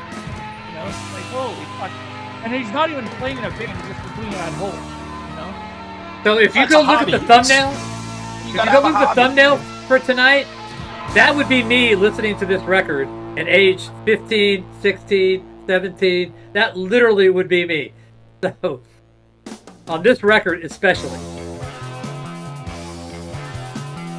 Got that Rickenbacker going, man. I did have a Rush poster on the back of my door, Mark. So there you go. You usually didn't see it unless my door was shut. I remember. It's still in there, John. We can get it out. We can pull it out. We can get it out of you, man. It's still there. I saw Rush twice. I wasn't anti-Rush. It took, my musical taste changed. Yeah. I could have went down that path, but I don't know. I remember the poster. It was like a live shot. Bill 12 string. It was long, short, like narrow and long. But it was the back of the door, so you didn't see it all the time. This is where he started really building out the drum set. Oh, yeah. Massively. Funny when they see the timeline of the drum kit evolution, it's unbelievable. I mean, what does it go like flat, then it goes like that to like 2112, and then like that to fucking A Farewell to Kings. It's like, okay. Oh, yeah. And Hemispheres, he started bringing in timpani as well, like gong, all kinds of stuff. Yeah, Rockville Studios is a very interesting recording studio. It's still operational to this day. And they recorded Black Sabbath did a lot of stuff there. Oh yeah.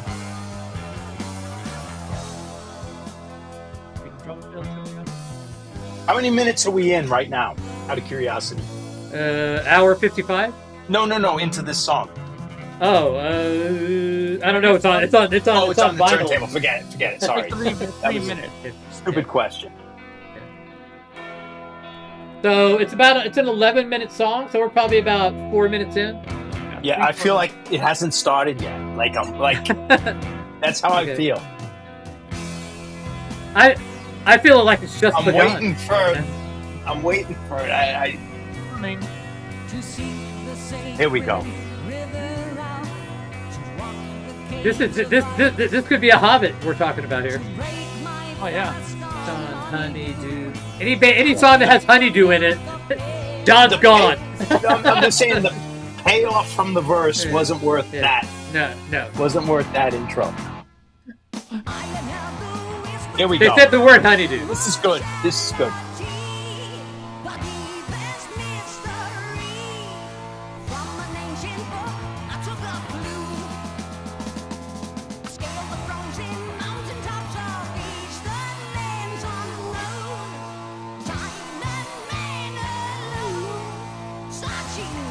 The law.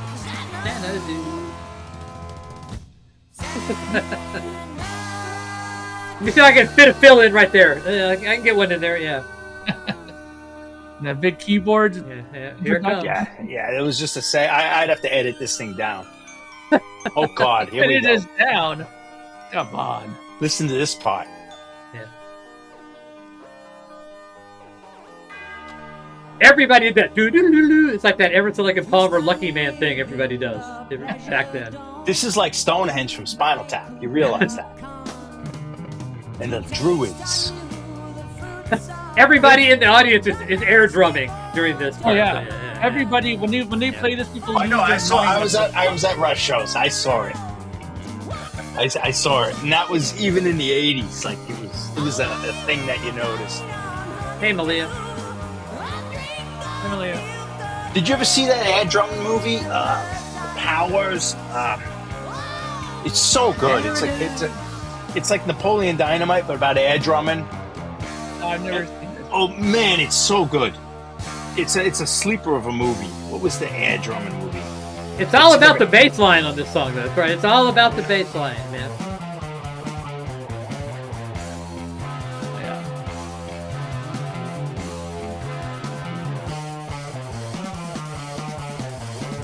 Mark, right? Or anyone listening who's interested in this, there was a comedy. It came out in 2008 called Adventures of Power. That's the kid's name. And it's like a Napoleon Dynamite, but he's an air drummer, and he leaves home because his father doesn't like air drumming. And it's like, but like air drumming is illegal. Like certain songs were illegal in America, but he goes to Mexico and he's doing Metallica. But the goal was like Rush is too dangerous. Like Tom Sawyer, it's fantastic. He's got to go to an air drumming school in New Jersey. It's so good, man.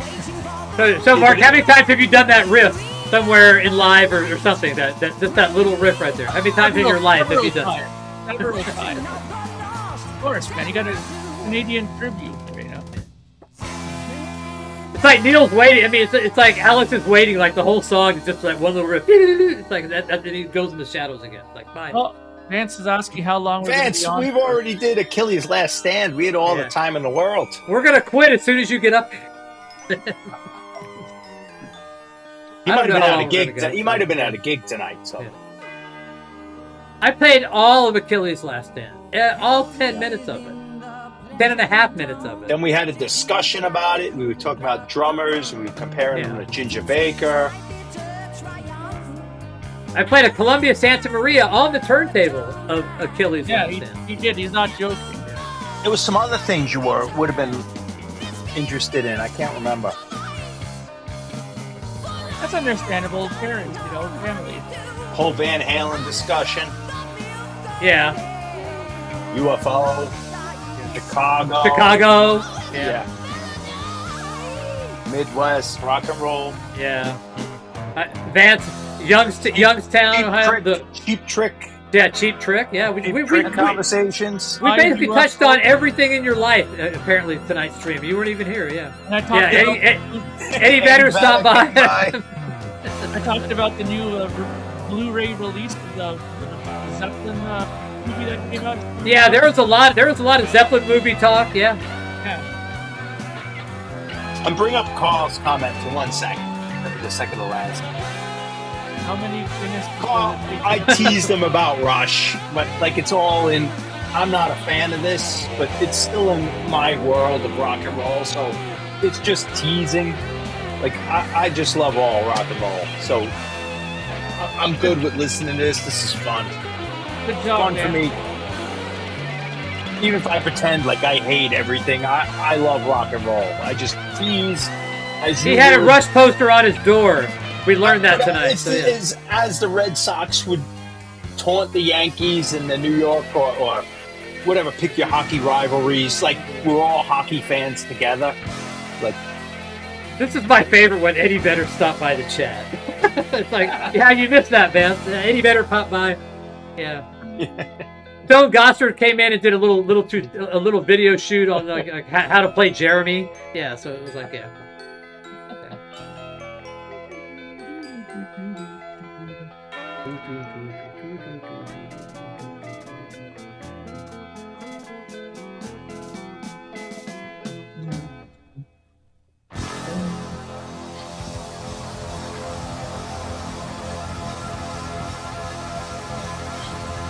Conductor.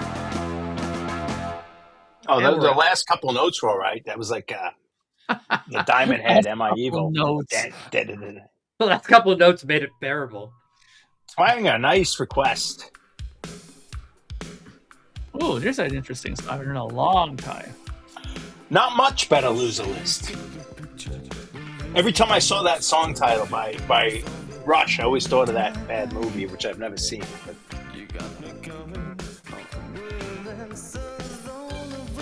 it's a great track. Oh, yeah, this whole album is fantastic. Seven and the Ragged Tiger. Yeah.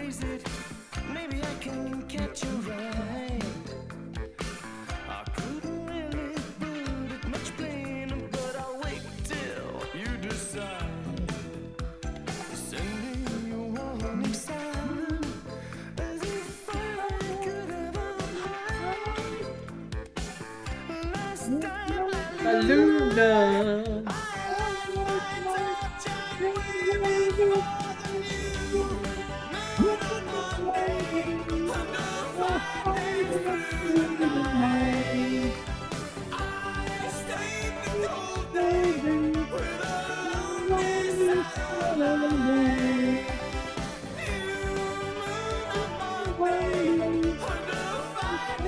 I'm just looking for something to play that's in my reach. Like I'm sitting here like, what could I play? And it's like, there's all sorts of shit here.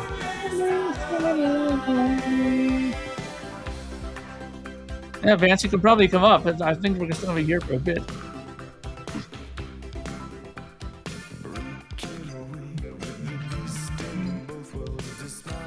What the fuck is this? I have a John Mellencamp box set. Who fucking knew? There's some good records, I'm sure, on that. There you go. One day I'm gonna forget to mute, and you're gonna have like the Frank Drebin where I'm going to take a piss, and then I bring in the microphone because I'm not using the Shore anymore.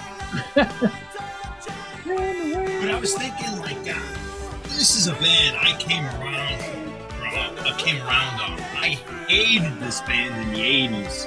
Oh, me too. I think they're awesome. I mean, complete 180 on this band. Same here. I hated them at first because my sister Jane loved it. She wore the hat, everything. Yeah, my little sister, the same thing. The white hat, like and all the girls my age liked them. Like, not all, but like there was the crew that liked them, and we were so into Maiden and Priest. And yeah, and what helped me is when I found that VH1 Making of Rio, the album, when I saw that they were in the studio showing the tracks, I was like, wait a minute, this is actually a pretty good album. And then I got into it more. Yeah. And I knew all the songs. Like, I had heard, it was just so prevalent. Like,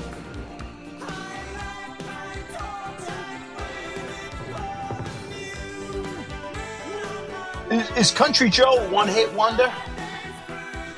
Yeah, pretty much. It's just that war stuff. Yeah, war stuff. And did he do a couple sets at Woodstock? Was he like, if someone's running late, you could go on again? I think he did a couple. Yeah, you're right. Zorlock, I don't know. Did they actually split, or was that when they did Arcadia and then the other guys did Power Station, and then they got back later, or was it the actual much later breakup? Yeah. See now, Country Joe, he could have saved me. Like I would be his biggest fan if he sued Fish for using his band name. Hey, that would have been a good move. Greetings, sir. Really? Hey, Vance, what were you up to tonight? I was out in the suburbs. Okay. With my parents. I like the view. I like the angle. It looks awesome. Well, it's my laptop. Yeah, it looks good. Don't touch it. It looks awesome. You got a good microphone. What's going on? No, this is the same one I always have. Well, it's not always, but we just never saw it. Yeah, it's usually a little lower because I usually have this up on a higher level, so I'm like looking straight instead of like looking at you. Why? Should I do this angle more then? Yeah, poor Abe Vigoda. Fish died? Fish from Marillion died? Abe Vigoda. Oh, fuck! I was like, oh, really? Fish? No, did Fish die? I don't know. Fish died. There's too many fishes. Abe Vigoda. Abe Vigoda. Wojo. What about Wojo? What was it? Wojciechowicz or whatever his name was? Wojciechowski. Yeah. I remember these hippies would talk about Fish, the band, the jam band, and like every time they said, I kept saying, I love Abe Vigoda, man. I used to see Fish. I used to see him on TV, and they were getting angry. And like, I love Fish. He was so good. So yeah, and then I had to go up. I had mail to get from my parents. Oh yeah, what you get? Just the stuff I've been, Gotta show it, man. Come on. We were showing our records earlier. Yeah. I have Country Joe and the Fish. I'm in freaking the Bay. Okay. I'm pretty much in the Bay Area. Is that one? Does it have a thumb on it, an American flag or something? Is that? Yeah. That's American Pie. Oh, American Pie. Okay. I have some. I have records in the Forbidden Zone, and I'm trying to think what I have in the Forbidden Zone. Maybe it's American Forbidden Pie. Zone. You gotta be kidding me. In the house, the box. Yeah. Why? Do you actually have Stinkfoot or something? I got this. I'll give you a sneak peek. Right. Make you big. The new Age of Atlantic. Nice. Oh, look at Yes over there. MC5 on there? Holy cow. Let's see. We need to see a song list on something complicated like that. This is a UK release. It's hard to read it. Delaney and Bonnie coming home. MC5. Tonight. Allman Brothers, Black Hearted Woman. Yes, whatever. Cold Blood. Hey, what do you mean whatever? Iron Butterfly. Whole Lot of Love. That took up a lot of real estate. Whole Lot of Love on you. Communication Breakdown. That's more. Zero Quest, Little River Band. Speaking of. So, and then there's the gate. Oh, look at that. Nice. There's that Yes album. There's Time and a Word. Yeah, see, there it is right there. 3, it's right next to the Allman Brothers. 4. It's the European cover of Time and a Word. Yeah. There's a UK cover of Yes. The Yes album. I think I have 6 of those albums. So yeah, this is something that's been on the list for years. Whenever I saw this in a Led Zeppelin, book and stuff. They're not on a lot of comics, are they? No, they're not. There's only a handful of them, and it's on the Are they on one of those marquee comps? Zeppelin. Do you know the marquee series? It was like British bands. No, I know there's maybe they're not. Maybe they're not. They did Candy Store Rocks on a thing called the Summit. They did this new age. There's another volume of this New Age of Atlantic. It has like a dragster on it. On that. And I need to find that one. Then I have another one, Sounds of the 70s, like a 4-album box set that they're on. Nice. And you know, for a while, yeah. And then I have them on. I have that Homer. There's a movie called Homer, a soundtrack that they're on, which is funny because it's how many more times. But in the movie, I swear the song's only on like 30 seconds on the guy's car radio. It's like Nice. So, but there you go. That's a sneak peek. It's gonna go. I don't know when I'll get to show that. But, Yeah, they're not on that marquee comp. I was mistaken. no. Was that the thing that you got at the house, or was there other Oh stuff? no, I got other packages.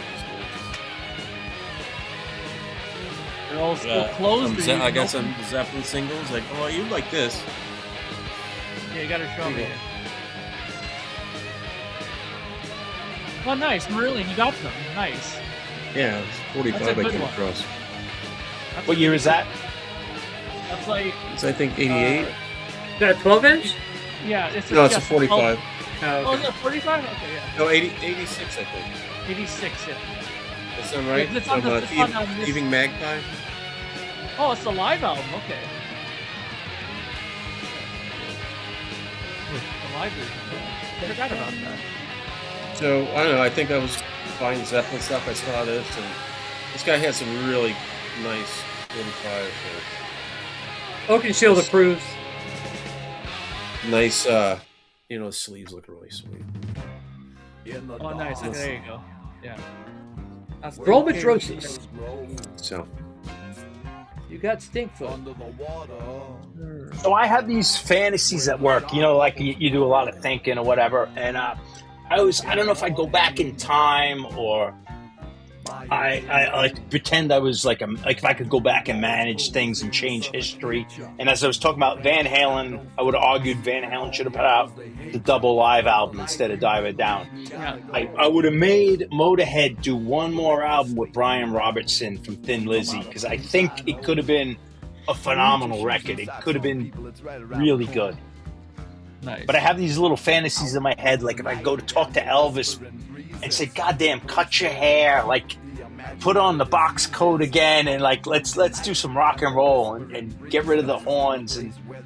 But I would have talked Twisted Sister to going into denim and leather, like go back to the old street bar look instead of going more glam, like Come Out and Play. Yeah. And they could have been maybe like a classic metal band, just doing like straight up heavy metal, like biker rock. And maybe they would have had like a whole career without peaking and cheesing out and disappearing.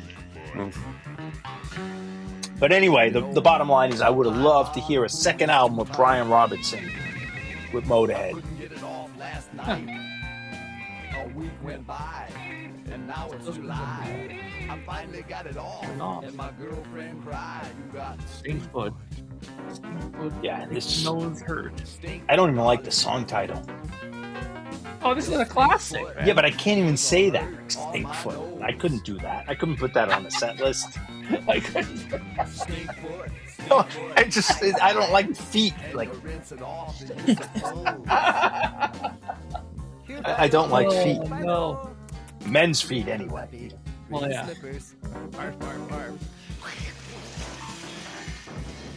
I totally missed the chat here. Hey guys. Hey Mark Twinger. What's up, man? Yeah, Darren. Twanger. I wish Twisted Sister had so much potential. Like they broke out with "Stay Hungry," and then went back to like "You Can't Stop Rock and Roll," and they would have been considered like a Motorhead, like just like keeping the straight U.S. metal alive. And they would have never. They could have kept having gigs. They might have waned in popularity in the '90s, but then they'd be respected as like when they all wore the sleeveless denim jackets with the TS on the back. It would have been great. Oh, Priest. Yeah, Priest I could have changed, but it's hard because Halford left. Oh, in that area. I mean, what about the 80s? But I still to this day have an imaginary conversation with Steve Harris and like, let's get back to the verse, chorus, hooks, and write. Like I wrote imaginary songs in my head for Steve Harris. Like Maiden classics, and just do one more like that old guard of metal, like come back, like drop the prog stuff just, I mean, kind of like Johnny Cash went back and like did that acoustic, or sometimes you go back. Aerosmith did the blues Just record. tighten it up. Have Tighten up the Maiden songs. do a 3.5 minute, like a heavy metal record, old school, and you call it, like Old Guard of the. I just want to talk to him like, You know what he man, was one thinking? last thing, man. Maiden, just come out with some bangers, like banger, banger, banger. He would tell you that he goes, you know what, man? I'm a prog guy. I know. Like, I know he's a prog guy. I'm about- not telling him to throw it away, but just go back and let's write some hooks. I'll be in the studio. I can't write them for you, but I can say, nope, do more of that, do that. You know, edit this down, come up with a riff here. And it would be the best album Maiden did. I mean, I'm being arrogant. It's all imaginary. I know. How does your boss feel about you daydreaming about Iron Maiden while you're supposed to be working? No, it's all during the headphones. Hey, you know, John, it's can all- you, I do physical labor, so I don't need to be on the phones or Can you focus? John's a public relations officer. John, stop having this fantasy with Steve Harris and get back to work. Yeah. John Steve Barge Harris in is his not boss's I on do. I office. wish I could just shake Elvis and like cut your hair. God damn it! Like let's get some rock and roll. And, like bring him to England. or drop the Then he would kernel. stop doing his karate chops and that. I want to see Yeah. that. I was You thinking can of this still do- today. you can still do some of it, but you need to have. How about lay off those 2 a.m. Big Macs? That's one thing. So Yeah, I don't need you covering Bridge over Troubled Water. Because I know, because I'm from the future. Like Simon and Garfunkel are going to own that because they're going to do Central Park and then they're going to revamp it and like your Can you version see is- John in like the George Carlin, like fucking what the fuck that movie? Bill and Ted. You know, in the Bill and Ted, like you know, uniform. You know, and going back telling Steve Harris, you know, I'm from the future. No, I could do And that. in No, the it's- future, you and Bruce Williams write. No, Bruce Dixon write the 10-minute Steve songs like Shinjitsu. Like, no, yeah, the don't Steve do it. Harris, the Steve Harris is contemporary. I wish I could talk to him or be in on the studio and say, guys, we're going to put out like an old school metal record. Just for kicks, you can go back to what you're doing, but we want one more kick-ass, just pretend But you're you could going come. You retro. could come for the future. You could come for the future and go. You know what? In the future, man, only people remember the Shinjitsu stuff, man. You got to get back together, man, and fucking make some real metal stuff. Stop doing that shit. Everything I said is absolute fantasy, but the Iron Maiden, I'd love to talk to Steve Harris and say, man, we need like get back to the verse, chorus, guitar solo, I mean, verse, chorus, end song. On a smaller scale, it kind of happened with Deep Purple on this last album. I mean, as much as I love Steve Morris, he's a great player. You know, when he had, and rest in peace to his wife. But I mean, when they got that guy in, you know, they it totally changed them back to kind of like 1972 era fucking Deep Purple. And you don't have to do it forever. You just The new guys put on out a new one. album. I haven't heard that. Yeah. Yeah, I haven't heard it either. What's the last Purple album? Was the No, the last Purple album was good. About a year ago. Yeah. yeah? What is it? What was the name of it? It was like like E M, equals it was like- E equals something. Oh, yeah, some yeah. formula. Yeah. Yeah. That was some sort of a cover album, though, wasn't that? No. No? Ah, speaking of John 𝐁𝐫𝐤𝐳, one of my last videos I just did over the Yeah, weekend. really good. My Oh, really? Scarecrow album Yeah. and the concert one. Yeah, he Yeah. did a good one. Barely got any views, so thanks to all these people watching Yeah. for checking it out. I have a rule: you can't change your name 3 times. Yeah. Hey, John hey, has a lot of, for someone who likes punk and like rock, you have a lot of rules for rock and roll, John. There are You rules. to have rock a and roll. whole lot of rules. People I think get there are it, no man. rules to rock and roll. There's absolutely rules. He Like, wanted to go out as Mellencamp, and of course, typical record label crap, It was- you know. And he finally got it. He's, you know, yeah. Now There was a- what are you guys gonna say? I'm giving you guys hits. there was a guy I used to hang out with. He's a good friend. Yeah. We don't see each other anymore, but we pretend rock and roll police, and we talk about the It's rules a generic term for of eating rock and late. roll. Here are the rules of rock and roll. Like That we is come up with them. punk. It's not punk, whatever. It's rock and roll rules. If you're a drummer, after the gig, you can't walk around with the drumsticks in your back pocket talking to everybody. No, Like that I've was never, a bad rule. Like, I've you never seen can't anybody that. do that. I've never I've seen seen anybody do so that. many Oh, I see it. drummers Oh do man, that. oh man. I've seen You a can't lot. wear your own band's T-shirt. There are exceptions. No, if, you're yeah. Iron, if you're Iron Maiden, you're Metallica. You know, basically, those are the exceptions. But you can't wear your own band T-shirt. You can't be shirtless Unless you're maybe the drummer. That was and my you swing point. up- That was my point, Malik. Eating late. You can't be shirtless unless you exception would be like Iggy Pop or David Lee Roth, but you cannot be shirtless Like, except maybe the drummer. case in point, Bill Ward should not have gone top. I know, I was going to say, he shouldn't have fell off. Yeah, I'm not saying, but shirtless. If I see a band and one of the guys is shirtless, done. That's a ticket. We'd write tickets. Rock and roll police, but There you go, Mark. I got something for you. Okay, what's that? I have a Circus Oh. magazine. oh, I have that one. Is Mick Turns 40 on the bottom of that? Does it say Mick Turns 40? No, it's 1976. Oh, okay. Sorry. Oh, okay. I don't have that right? one. I got it for that, but I like this here. Look at that. Nice nice. advertisement. I of the don't store remember that cover. I have one with that back cover. Yeah, That's a good, nice. that's a good advertisement. Wow, that's Yeah, I that's flipped like- it over. I'm like, oh, that's cool. You know? That's right when that album came out. Yeah, nice. What else was in here? All kinds of stuff, but came across that. You're also looking for mags online too, like that. Yeah. Hang on, I'm just joking. We were like, this is like drunk rambling. I'm which just kind picking of up doing now. just anything Zeppelin related, but Yeah. there are a couple other ones. I like those heavy metal. I'm getting magazines that I used to have that I cut up. You know, and I'm like, Yeah. So, and then like this, I got this one. Like, what the hell? Let me see. Yeah. This cream close up on Zeppelin. Oh, I remember those close. I have this, and I cut them all up. You know? Yeah. And I got to bring it back to my parents. But back in high school, in my drawing class or whatever I took, I drew Plant like this from this cover, Okay. and they have the drawing still up in the one of the rooms. Really? So I need to take that, get it back. Nice. So that was part of the shipments. That's cool. I wish there was I don't know if you guys ever seen that Audio Mover channel on YouTube. Yeah, I watch him. Yeah, he goes through magazines, but he has like a nice overhead shot where you can follow. Yeah, I wish I could do that. It'd be cool to do too. Not there yet. Yeah, he's got a good.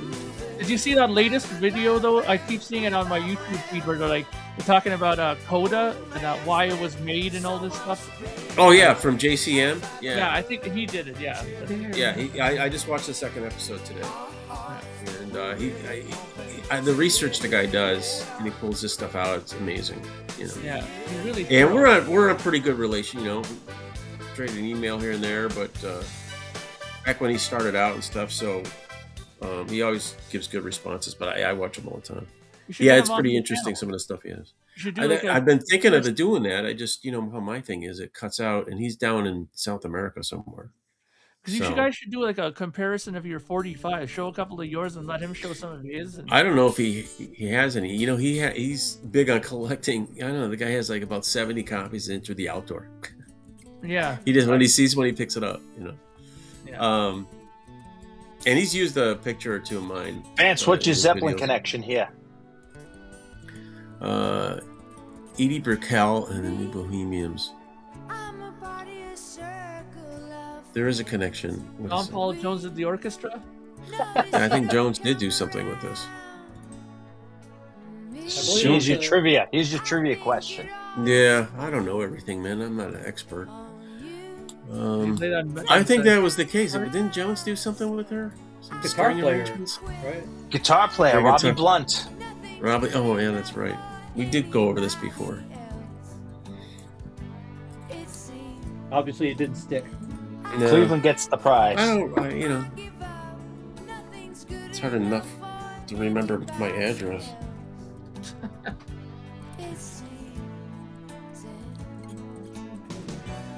What else did I get? What was the track?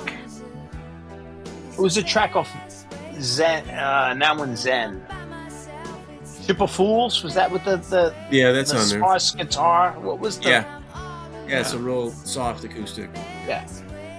We could play that for Vance because he showed up. If unless Patrick is overbooked with songs. What? Oh, sorry. I'm Ship I'm of trying Fools. to. I'm trying to juggle this whole vinyl. Yeah, to, no. I'm not trying to throw shit on you. We're just yapping. You could say no.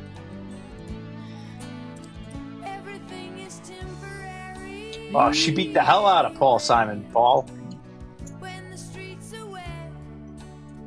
She was. The girl could Guys party. named Paul aren't tough. The girl could party, man. She could throw down, man. Oops, sorry. Glitches will happen. Call the police. My wife's beating me up. Yeah, that's one call you'll never want to make. Poor Paul Simon. He's like 4'10".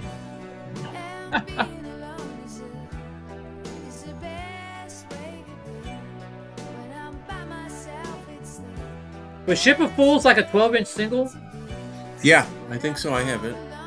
Yeah, I need to get one of those. It probably sounds way better. I can go pull it out. I don't know. I can't remember. I remember liking the guitar. You on want to that. see it or no? I can show you. Yeah, bring it out. All right, I'll go get it. I got it somewhere. Yeah. And if you have any guitar pickups, pull those out too and bring them because Patrick would love to see those. When he comes back, let's all go dark. I'll go. Yeah. Good night, Trekker. Thank you for hanging out with us. Go watch. Seriously, Trekker, I'm not joking. Watch George Michael's Star Series. It's a half hour. It's really funny. But Elton John's in there. Fake Elton John. I give up. That's a 3-song, 12-inch Ship of Fools. Oh, I never What's seen on the that. what's on the flip side? Helen of Troy and Heaven. Heaven Knows live and Helen of Troy. Is Helen of Troy live or studio? That's studio. What is Helen of Troy? I don't remember that song by title. It's the first song on the second side. Oh, it's an album track. Okay. Yeah, album track. I don't think I have Now and Then. I think I used to have it. I think I sold it. Esperanza. Show it again? Sorry, I missed it. It's on Esperanza. Is that a UK? Oh, yeah. I remember that. Yeah, it's a UK press. Yeah, that was Plant's own label. When Swan Song folded, made his own. Esperanza. Hope, right? Good night, guys. It was great seeing Eddie Vedder earlier. Yeah. What did he say? He's saying good night. It was great seeing Eddie Vedder on the screen earlier. Fucking guys.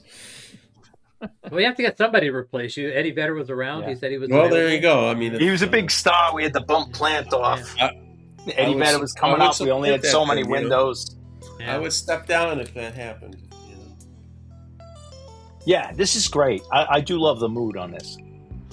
I haven't heard this this is since a good probably song. '89. No, and I wish he'd play this stuff now. I mean, there's like certain songs I'm like, this would fit fine with what he's doing now. You know, he could change it. I mean, he has some great guitar players with him. I think he could do a version of this and harmonize with Susie Dion. You think he can still sing this stuff? Yeah. This is nothing. He's not hitting high notes here. Absolutely, this song would fit into what he's doing now. You think know? You got to talk to him. You got to do one of those things like I was doing. You got to have an intervention. Plant, this is your new. Plant, this is your new set list. Yeah, what's with the? I know you're vocal, but you're not asking him to do like crazy shit. You're working it in. He's doing Black Dog. Yeah. He's doing a whole lot of love. He's doing Gallows Poem. Like, dude, you like don't do your own stuff anymore. He doesn't play the '80s. Once in a great while, might do In the Mood. Yeah.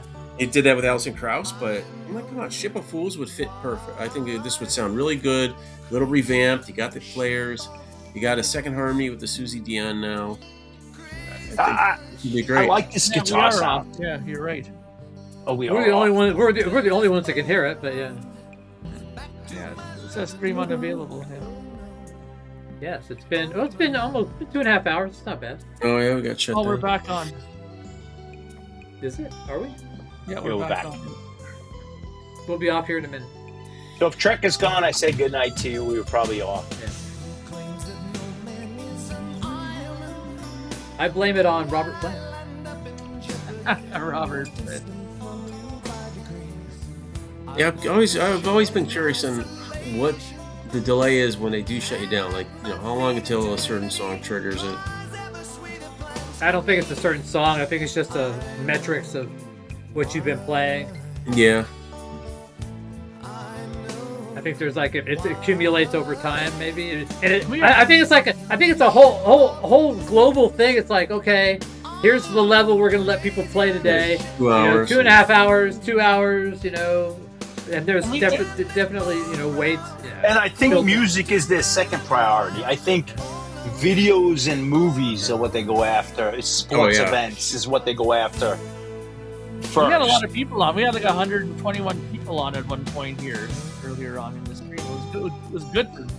Well, thank you everybody for watching and hanging out.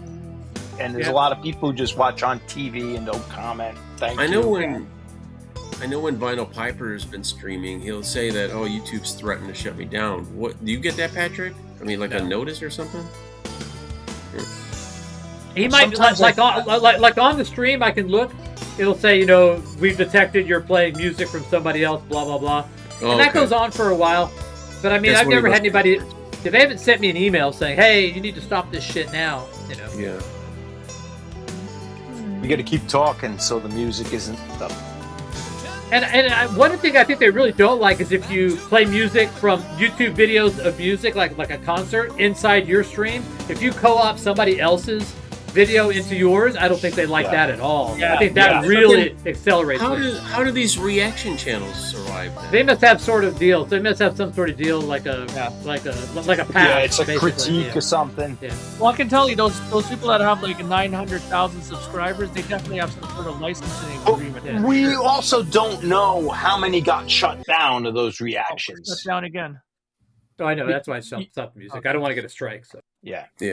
No, I mean, the reaction thing, it boggles my mind. It's like, how are you guys getting away with this? And they got like they didn't for the longest time.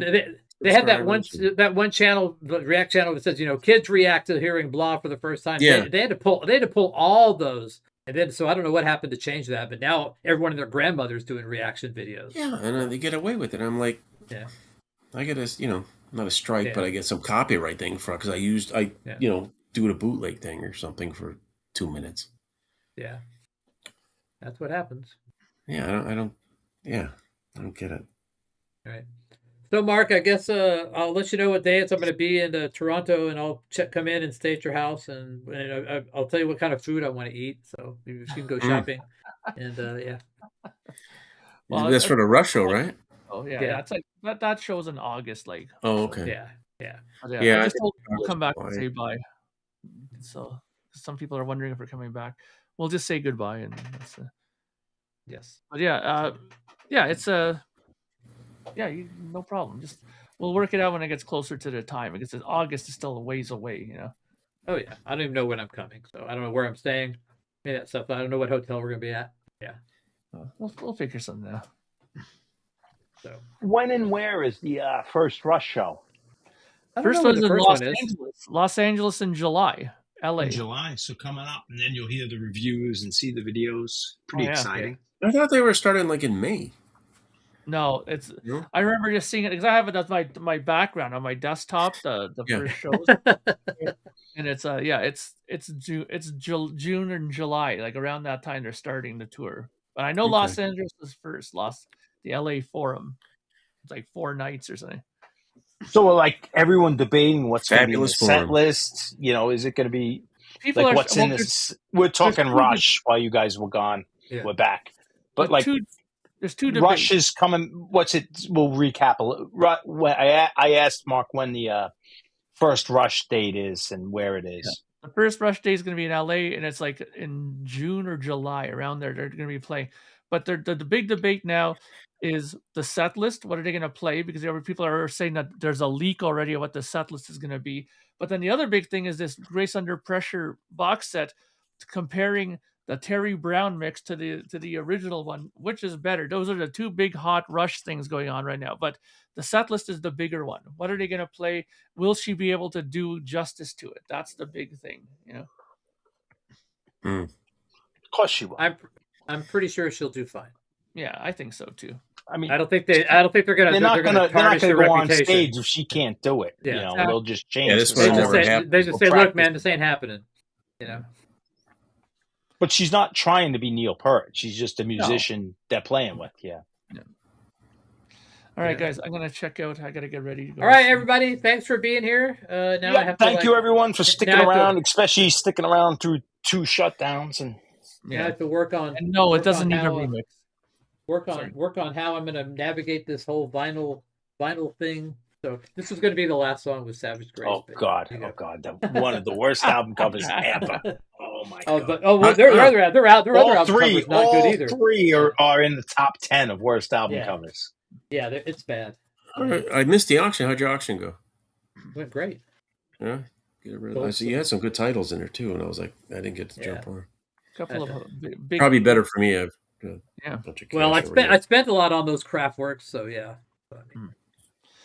All right, guys. Anyway, take care. thanks everybody. Good night, Mark. We'll Good seeing you. Hopefully, well, I don't know if I'm going to do it Tuesday. I think I have a dinner thing on Tuesday, so maybe not till Friday.